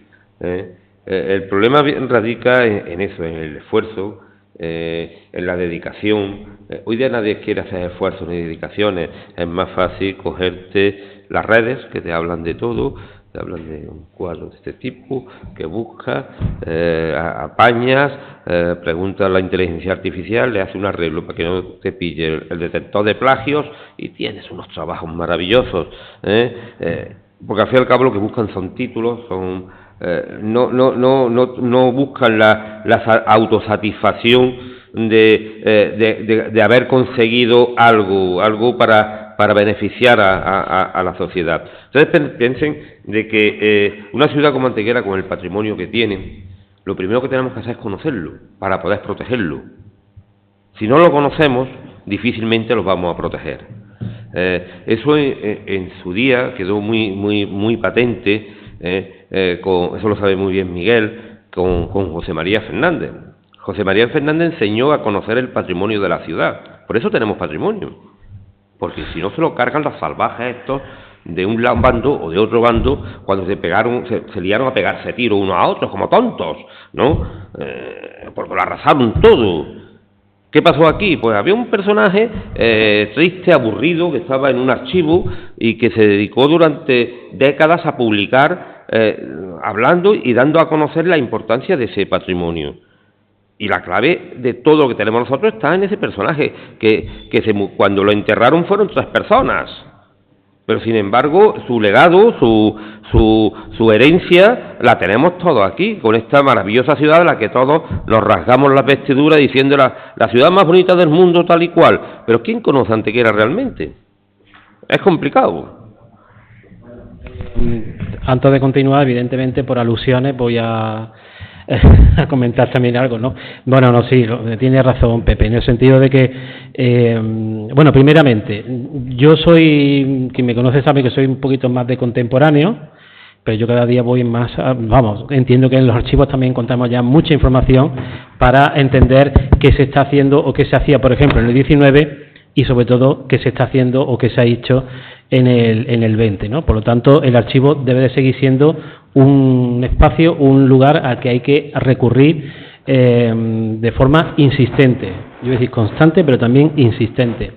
Y en el caso de José María Fernández, evidentemente toda la razón.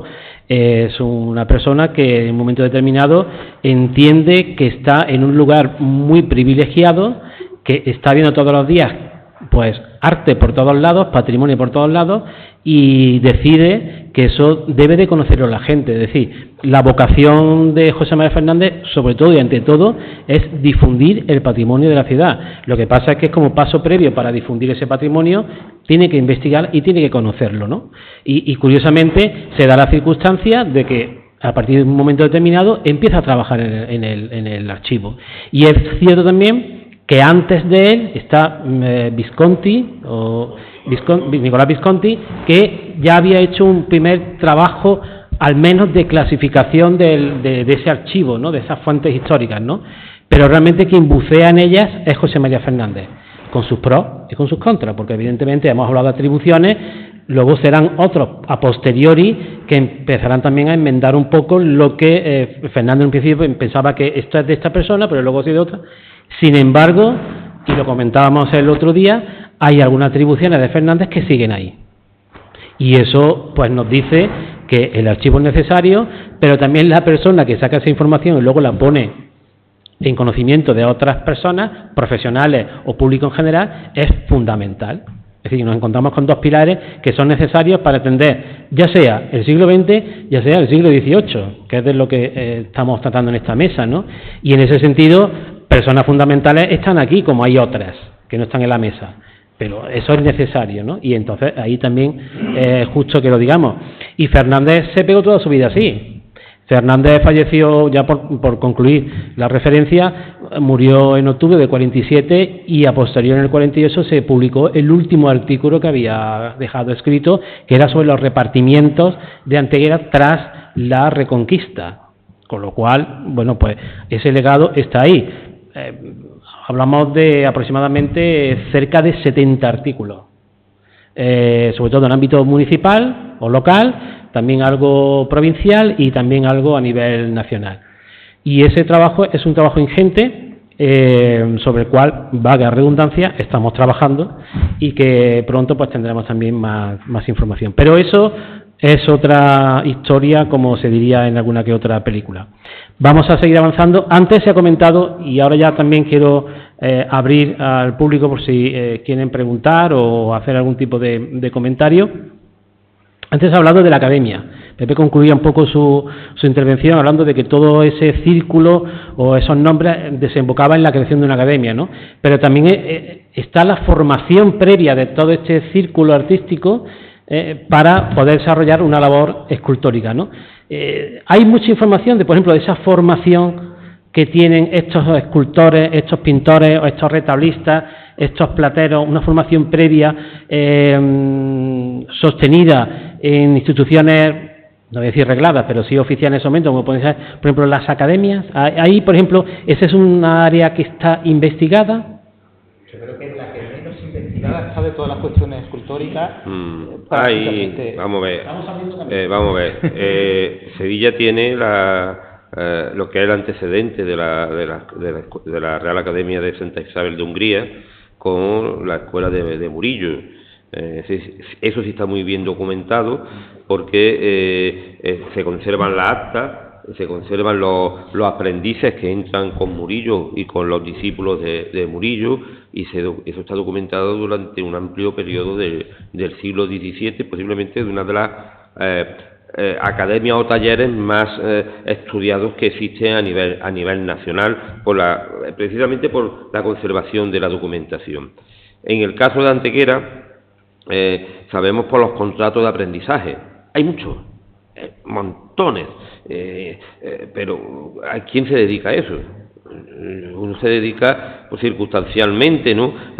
Pero hay talleres aquí importantísimos, los que por mi manía he trabajado de Moedano y demás, aparecen los aprendices de taller. De hecho, cuando muere incluso a uno de los aprendices, Bartolomé de Rojas, le deja el caballete, su caballete principal se lo deja a él, a un aprendiz suyo. A Fernando de Morales le deja también parte de herencia, y los tenemos controlados, pero estamos hablando de pintores, pero también de alarifes, de todo tipo. Francisco Gutiérrez, este arquitecto y demás, tiene una inmensa playa de gente a su alrededor que le enseña estuco, le enseña escultura, porque fue también escultor, y hay contratos. Esos contratos se mantienen, y sabemos además las casas donde se formaba. Gutiérrez, por ejemplo, tenía lo que es los Colartes. La casa de los Colartes, el Palacio de los Colartes, en el siglo XVI se lo compra un escribano que es Gonzalo de León, y monta ahí su taller y su escuela, digamos, entre comillas, que no está estudiado, pero seguramente la tendría al mismo nivel que la tenía Murillo. Lo que pasa es que no tenemos nosotros la documentación. O Moedano, que tenía como sede lo que es actualmente Los Hermanos, enfrente del Palacio de los Marqueses de la Peña. Toda esa casa era de Antonio Moedano, y ahí tenía sus talleres.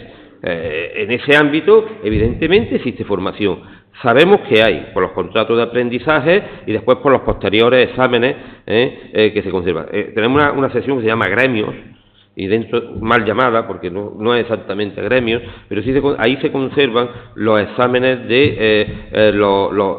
para poder ejercer el oficio. Hay de tejedores, molineros, pero también hay pintores, hay plateros, hay escultores, hay de todo. Por ejemplo, de Fernando Farfán, un pintor espectacular del 17, que muy poca gente a lo mejor conoce, y hay una saga también, San Manuel, Fernando, los Borja, todo esto pasan y tienen su examen, y eso lo conservamos nosotros aquí. bueno, de Francisco Gutiérrez, Francisco Gutiérrez también en 1571 aquí en Antequera, procedente de Jaén, ¿no?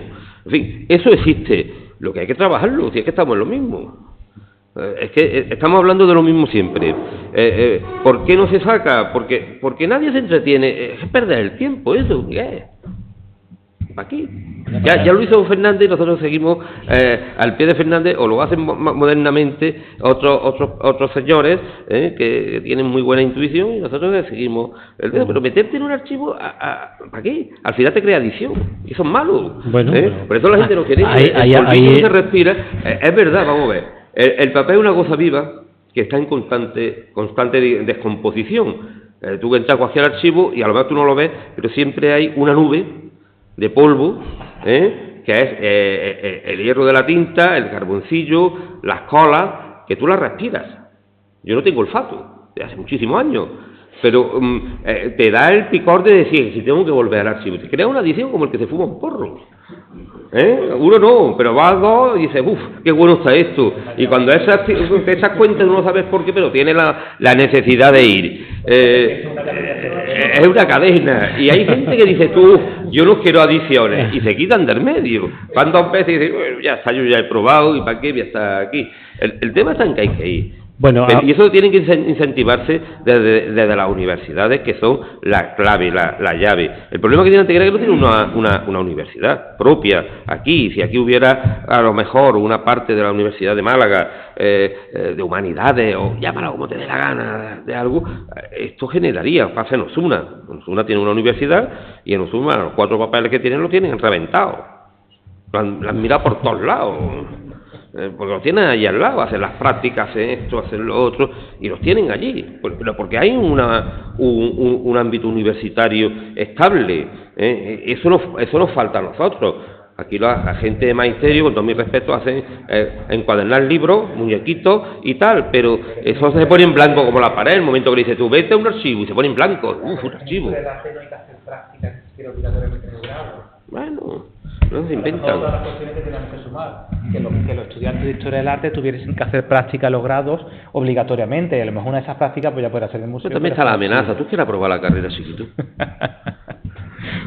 Bueno, vamos a abrir, si os parece, por si el público quiere intervenir para comentar o hacer alguna pregunta. Es verdad que no tenemos mucho tiempo, si os lo digo, lo hemos pasado ya con creces de lo que teníamos previsto, así que un pequeño turno de intervención también por parte vuestra y casi que pido conclusiones y finalizamos, ¿vale? Sebastián. Bueno, más que nada porque si no iba a salvar lo que están telemáticamente conectados. Bueno, primero darle enhorabuena por lo que estamos escuchando aquí en la mesa, los especialistas, y sobre nuestro patrimonio tan siempre extenso y importante. Al hilo de lo que últimamente se está hablando del archivo, pues recuerdo esas naves que albergaban los documentos de todo tipo aquí en Antequera en los años 80, en el patio del museo, bajo madera y chapa y demás, con una papera, algo así.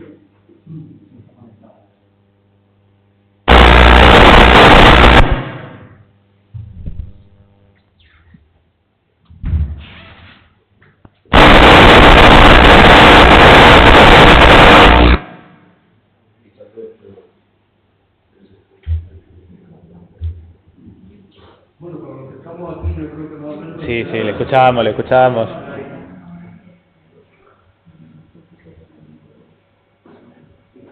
Sí, bueno, pues era sobre ese recuerdo que tengo de los documentos, aquella nave del patio del museo, donde era, bueno, esa vista en una situación realmente durísima, ¿no? Y luego posteriormente las naves de la Cansa, porque ahora ya estaba aquello en otras condiciones mucho mejores, a pesar de la temperatura y demás, y hasta que se construye el nuevo archivo municipal, ahí en Barbacana, se puede decir que lo que existe ya es un edificio a la altura de la importancia del patrimonio que hay en Antequera y demás. Y eso es la llamada de atención sobre la importancia que estáis manifestando del archivo y que tiene que seguir yendo a más, cada vez más, por ese desarrollo fruto de la necesidad de investigación de los foráneos investigadores que vienen con los propios, ¿no? Y entonces un punto de apoyo siempre al archivo para continuar ofreciendo los mejores servicios además que todos necesitamos cuando nos requiere una cuestión, ¿no? El problema además viene un problema añadido que es porque han hablado de los documentos de investigación que existen actualmente en ellos, pero no dejan de llegar, y Pepe no es director del archivo, aquí presente no dejan de llegar la necesidad de nuevos documentos, y es los archivos privados que hay guardados de profesionales y demás, y que precisamente en esa línea, y hacemos la llamada de atención porque es que tenemos un problema tremendo en nuestras casas, en nuestros despachos, y hay documentos, y en mi caso particular, y Pepe lo sabe, y ahí estamos en ello para cuando pueda ser, y es el trasladar las documentaciones esas al archivo, que por lo menos estén guardadas en el sitio seguro, porque en nuestras casas, lamentablemente, el paso del tiempo les perjudica. Nuestros hijos, descendientes y demás, no pueden hacerse cargo de ello por las circunstancias reales que existen, y entonces esos documentos están ahí, ¿no? Es un llamamiento, además yo como arquitecto lógicamente es un material determinado, el que tengo muy concreto, pero hay otras profesiones que lo requieren.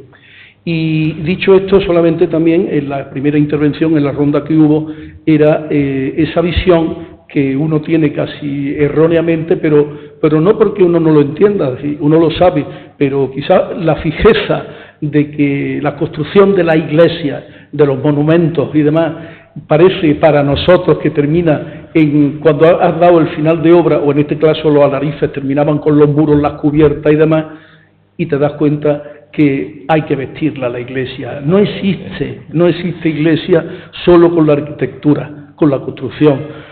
Los retablos, la imaginería, la platería, todo eso, si eso no estuviera, no tendría sentido, no se construirían las iglesias para eso. Entonces, en un desarrollo lógico, cuando vemos lo que estáis explicando y demás, digo, Dios mío, si es que siempre tengo la visión de la arquitectura en el estilo, las molduras, la época, la tipología, el modelo, la planta, no sé qué, la bóveda, pero Dios mío, estoy profano completamente en lo que es la imaginería, la escuela, y sobre todo la escuela antequerana, la importancia de la escuela antequerana aquí, que se abre además a las provincias colindantes y más, ¿no? Así que felicitación y gracias. ¿Alguien más?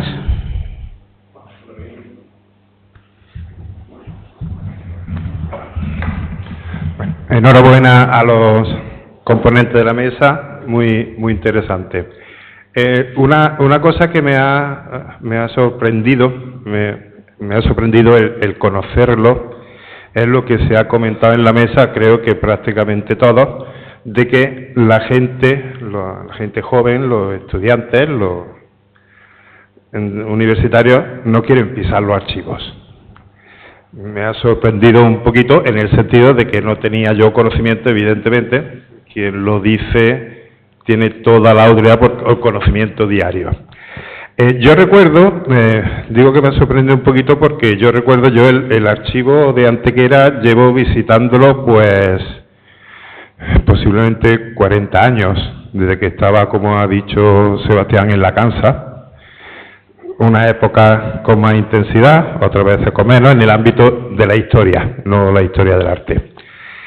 Y mi conocimiento, es decir, la gente que ha pasado por el archivo de Antequera han sido el padre Andrés Jordén y poco más. Visconti trabajó mucho a finales del 19 y principios del 20, lo organiza. No publica nada Visconti. Visconti lo que hace es proporcionarle decenas y miles de datos a Rodríguez Marín, a Quirós de los Ríos y demás. Bueno, pues Visconti, Fernández, más o menos, me salto algunos, sé que me salto algunos, Visconti, Fernández, Ruy Ortega y Manolo Cascales y Pepe. Entonces, así exagerando mucho, en un siglo han pasado por el archivo Antequera 5 personas. Bueno, evidentemente Antonio Parejo, Jesús Romero y mucha más gente. Pero quiero decir, ahora cuando voy yo al archivo, como digo últimamente y ocasionalmente menos, siempre hay gente. es cierto que hay gente que está haciendo estudios, digamos, personales, por interés personal, de consultar el suelo de Antequera, pero bueno, siempre hay gente. Entonces, simplemente dejar esa cuestión de que me ha sorprendido que la gente no quiera archivos. De todas formas, ir al archivo no es como ir al fútbol, ¿no? Ir al archivo va, yo no sé históricamente, pero no sé si ha ido un 1 por 100.000 de la población o un 1 por 40.000. En fin, imagino que históricamente la visita a los archivos ha sido un porcentaje por ahí más o menos. Otra cosa, lo que ha dicho Rafael, que me parece esencial, esa promoción de la investigación, hay que no se le puede promocionar con congresos, con premios, con concursos, no sé, de alguna forma premiar ese esfuerzo que supone ir al archivo. Lo que vamos al archivo, como ha comentado Pepe, no es esfuerzo ninguno, es un placer, es lo que estamos acostumbrados a ir a los archivos. Y después de estas dos que considero reflexiones, una pregunta muy rápida, porque ya hemos visto que tenemos poco tiempo.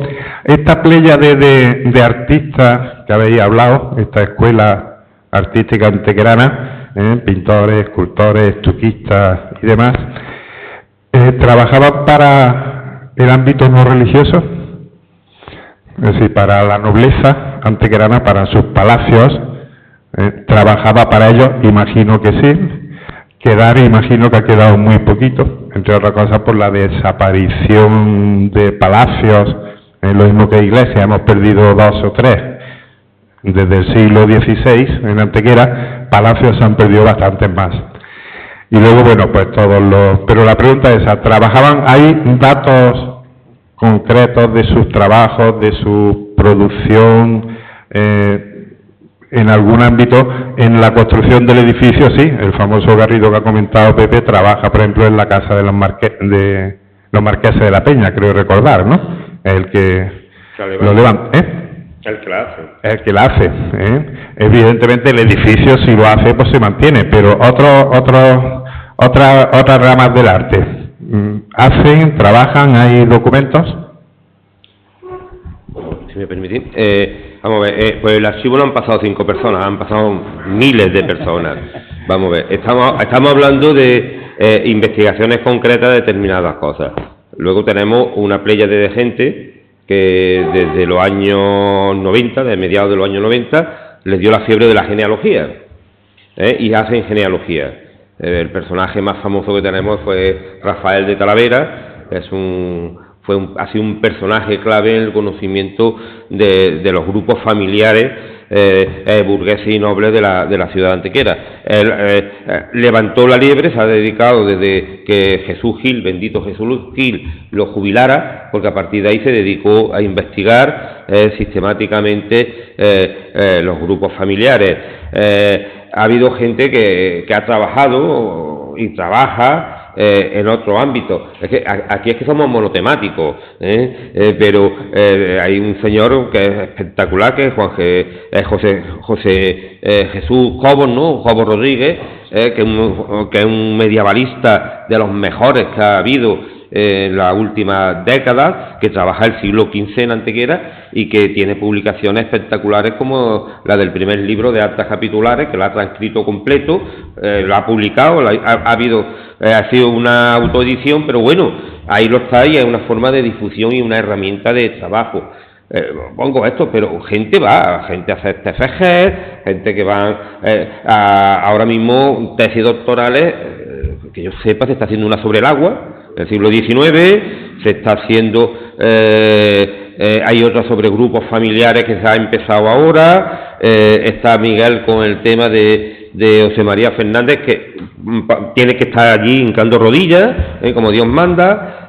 Actualmente ahí creo que son 6, 7 tesis doctorales. De arte hay muy pocas, porque cuesta trabajo, ¿verdad? Que no es lo mismo. Tú no vas a mirar un protocolo y dices, aquí está esto, ya lo tengo. Yo llevo, sin exagerar, 35 años buscando la hechura del Cristo de la Sangre, que por ahí empezó todo el rollo buscando eso. Yo todavía no lo he encontrado. Y no desisto, pero eso en fin, que son manías, ¿no? Pero investigar de una forma sistemática no ámbitos específicos distintos a lo que es el arte, de eso sí hay. Ahora, específicos de arte, parece que da miedo, por la razón que sea. Ya sea Plateros tuvo Rafael Sánchez Lafuente, que hizo la tesis sobre los plateros en la provincia de Málaga, que le di el disgusto de su vida, porque a una semana de leer la tesis le presento un documento demostrando que el Colegio de Plateros de Antequera es más antiguo que el de Málaga, y dice, ni se te ocurra sacar eso. Es real, estaba el documentito ahí, pues ya lo que tengo. Son cosas que pasan, pero lo que es ámbito general de educación ha estado Víctor Heredia, ha estado trabajando tú, siempre hay gente. Luego están los que yo llamo los frikis, que están aburridos, que van allí a buscar el periódico, lo otro. Eso en su ratico, al fin y al cabo, hacemos una función social, muchas veces, de dar posibilidad a gente de que trabaje. En los últimos años, gente de otro ámbito del derecho, por ejemplo, como un antiguo comisario de policía, pues está investigando a los cuerpos de seguridad del Estado vinculados a la ciudad. Hay mucho. Verdad, tú. No quiere de los departamentos de arte. Estamos hablando de arte, estamos hablando No, estamos hablando de arte. Estamos hablando de investigar, de buscar personajes y demás. En cuanto a las producciones, evidentemente hay mucha documentación sobre compras de cuadros, sobre todo de pintura de particulares, aparte de, por supuesto, los alarices y los plateros, que sí tienen una producción, aparte de la iglesia, bastante interesante. No se conservan. Muchas veces tú encuentras el documento y no se conserva, entonces pues se obvia en algunos casos. Yo sí que creo que a tu pregunta, lo que está diciendo Pepe, está la documentación. Yo creo que los palacios antequeranos son el futuro.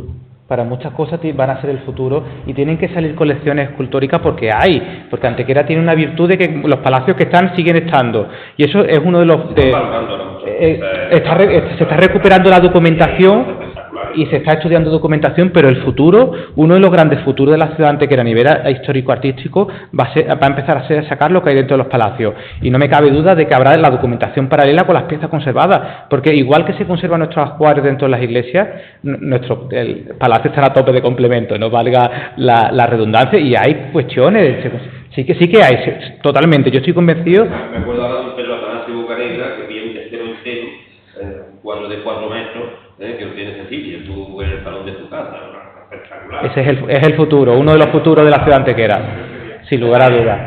Bueno, yo digo que ese es el futuro si no lo venden.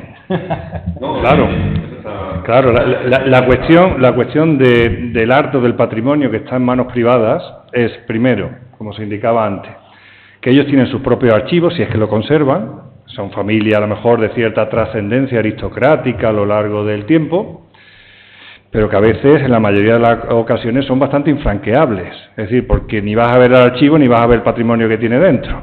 A veces, teniendo un amigo que conoce y tal, como decía Pepe, mira, ven que tengo aquí en mi casa tal, que era de mis antepasados, y te encuentras allí con un cuadro, una pintura o una escultura extraordinaria, pero que no conoce nadie, porque allí no ha entrado, entra una gente muy limitada y está en vías de estudios.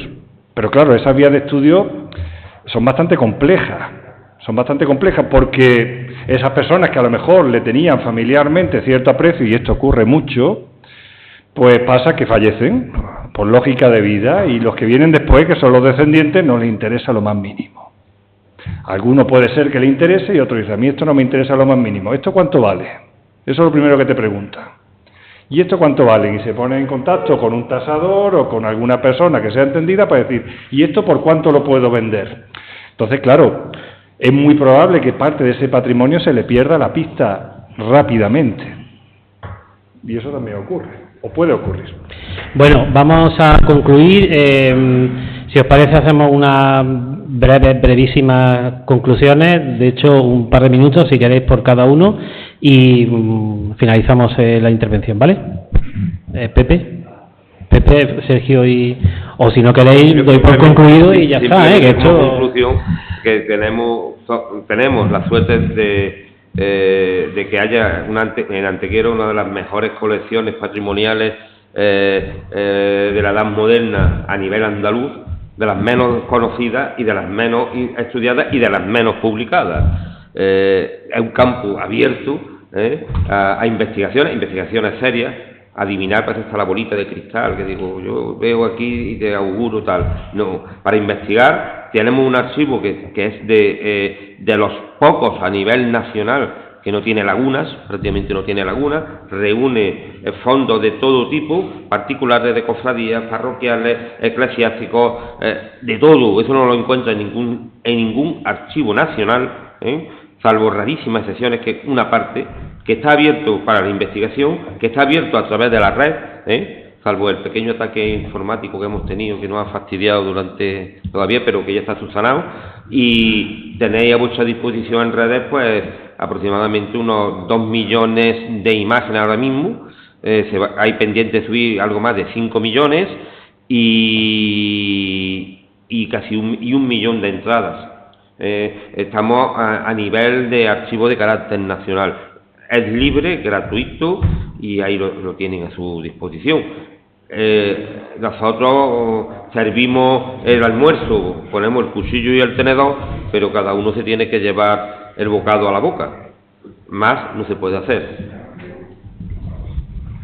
Bueno, yo más que unas conclusiones, porque prácticamente lo hemos comentado casi todo, es seguir comprometiéndonos desde la Universidad de Málaga y en concreto desde el Departamento de Historia del Arte, aunque ya hemos dicho antes que estamos un poco en minoría, pero los pocos que nos dedicamos, ¿no?, a estos temas de la Edad Moderna y del Renacimiento y del Barroco, y, pues bueno, comprometernos a seguir en esa lucha de la investigación también en el ámbito antequerano.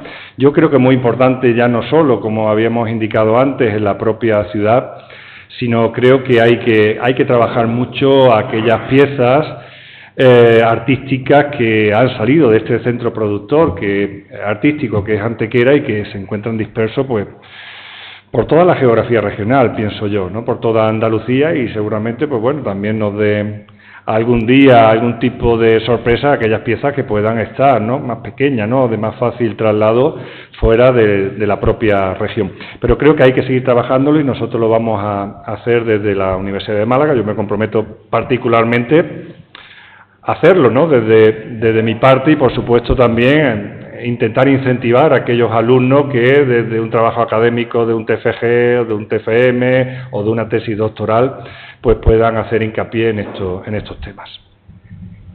Yo, para finalizar, simplemente poner de manifiesto la importancia de la Escuela Escultórica Antequerana del siglo XVIII y que nos siguen queriendo someter desde Granada y de Sevilla y quieren contar nuestra historia desde allí, y que tenemos una historia propia que es muy rica y que merece la pena contarla desde aquí, con las fuentes documentales, con las piezas que tenemos aquí, pero ya en pleno 2025 tenemos que abstraernos de los tentáculos de las escuelas sevillanas y granadinas académicas, porque no les trae cuenta que contamos un relato. Ellos tienen el dinero, tienen las monografías, tienen el poder, pero aquí tenemos los documentos y tenemos las piezas. Creo que es muchísimo. Y este tipo de encuentros permiten de nuevo recordarnos a nosotros quiénes somos y a dónde queremos llegar, ¿no? Nada más por mi parte.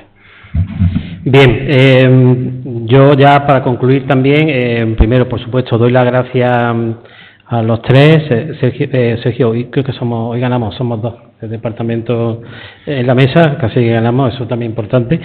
Pero bueno, fuera de broma, creo que se han sacado muchos temas importantes, entre ellos que se demuestra con creces la importancia del círculo artístico antequerano del siglo XVIII, y eso queda atestiguado por la amplitud de investigaciones que se han realizado hasta el momento y las que, bueno, están en ciernes, y seguramente por los trabajos que se van a poner en desarrollo en los próximos años, y que entendemos que, y así lo hemos visto, son necesarios, ya sea como monografía o ampliando pues esa terna también de artículos e investigaciones. Por supuesto, también se ha hablado del papel importante que debe ejercer la universidad para propiciar ese incentivo al alumnado para que siga investigando. Al fin y al cabo, es dotar a nuevas generaciones de esos recursos y de esas herramientas para que sigan trabajando y posibilitando el conocer. Todo esto se trata de seguir conociendo, ¿no? Todo está ahí, pero hay que sacarlo a la luz y eso permite conocer, ¿no? Y por último, se ha dicho, creo que en muchas ocasiones, hay que seguir yendo al archivo. Es algo importante, no ya lo digo yo, pero es porque se ha dicho así como 30 o 40 veces en la mesa.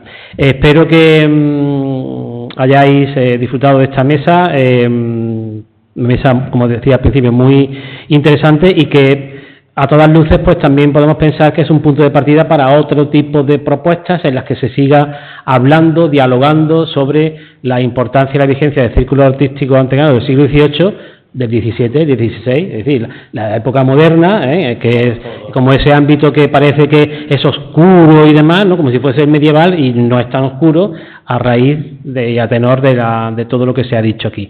Así que espero que, que hayáis disfrutado y, por supuesto, pues siempre abierto a nuevas consideraciones que vayan surgiendo con el tiempo. Muchísimas gracias.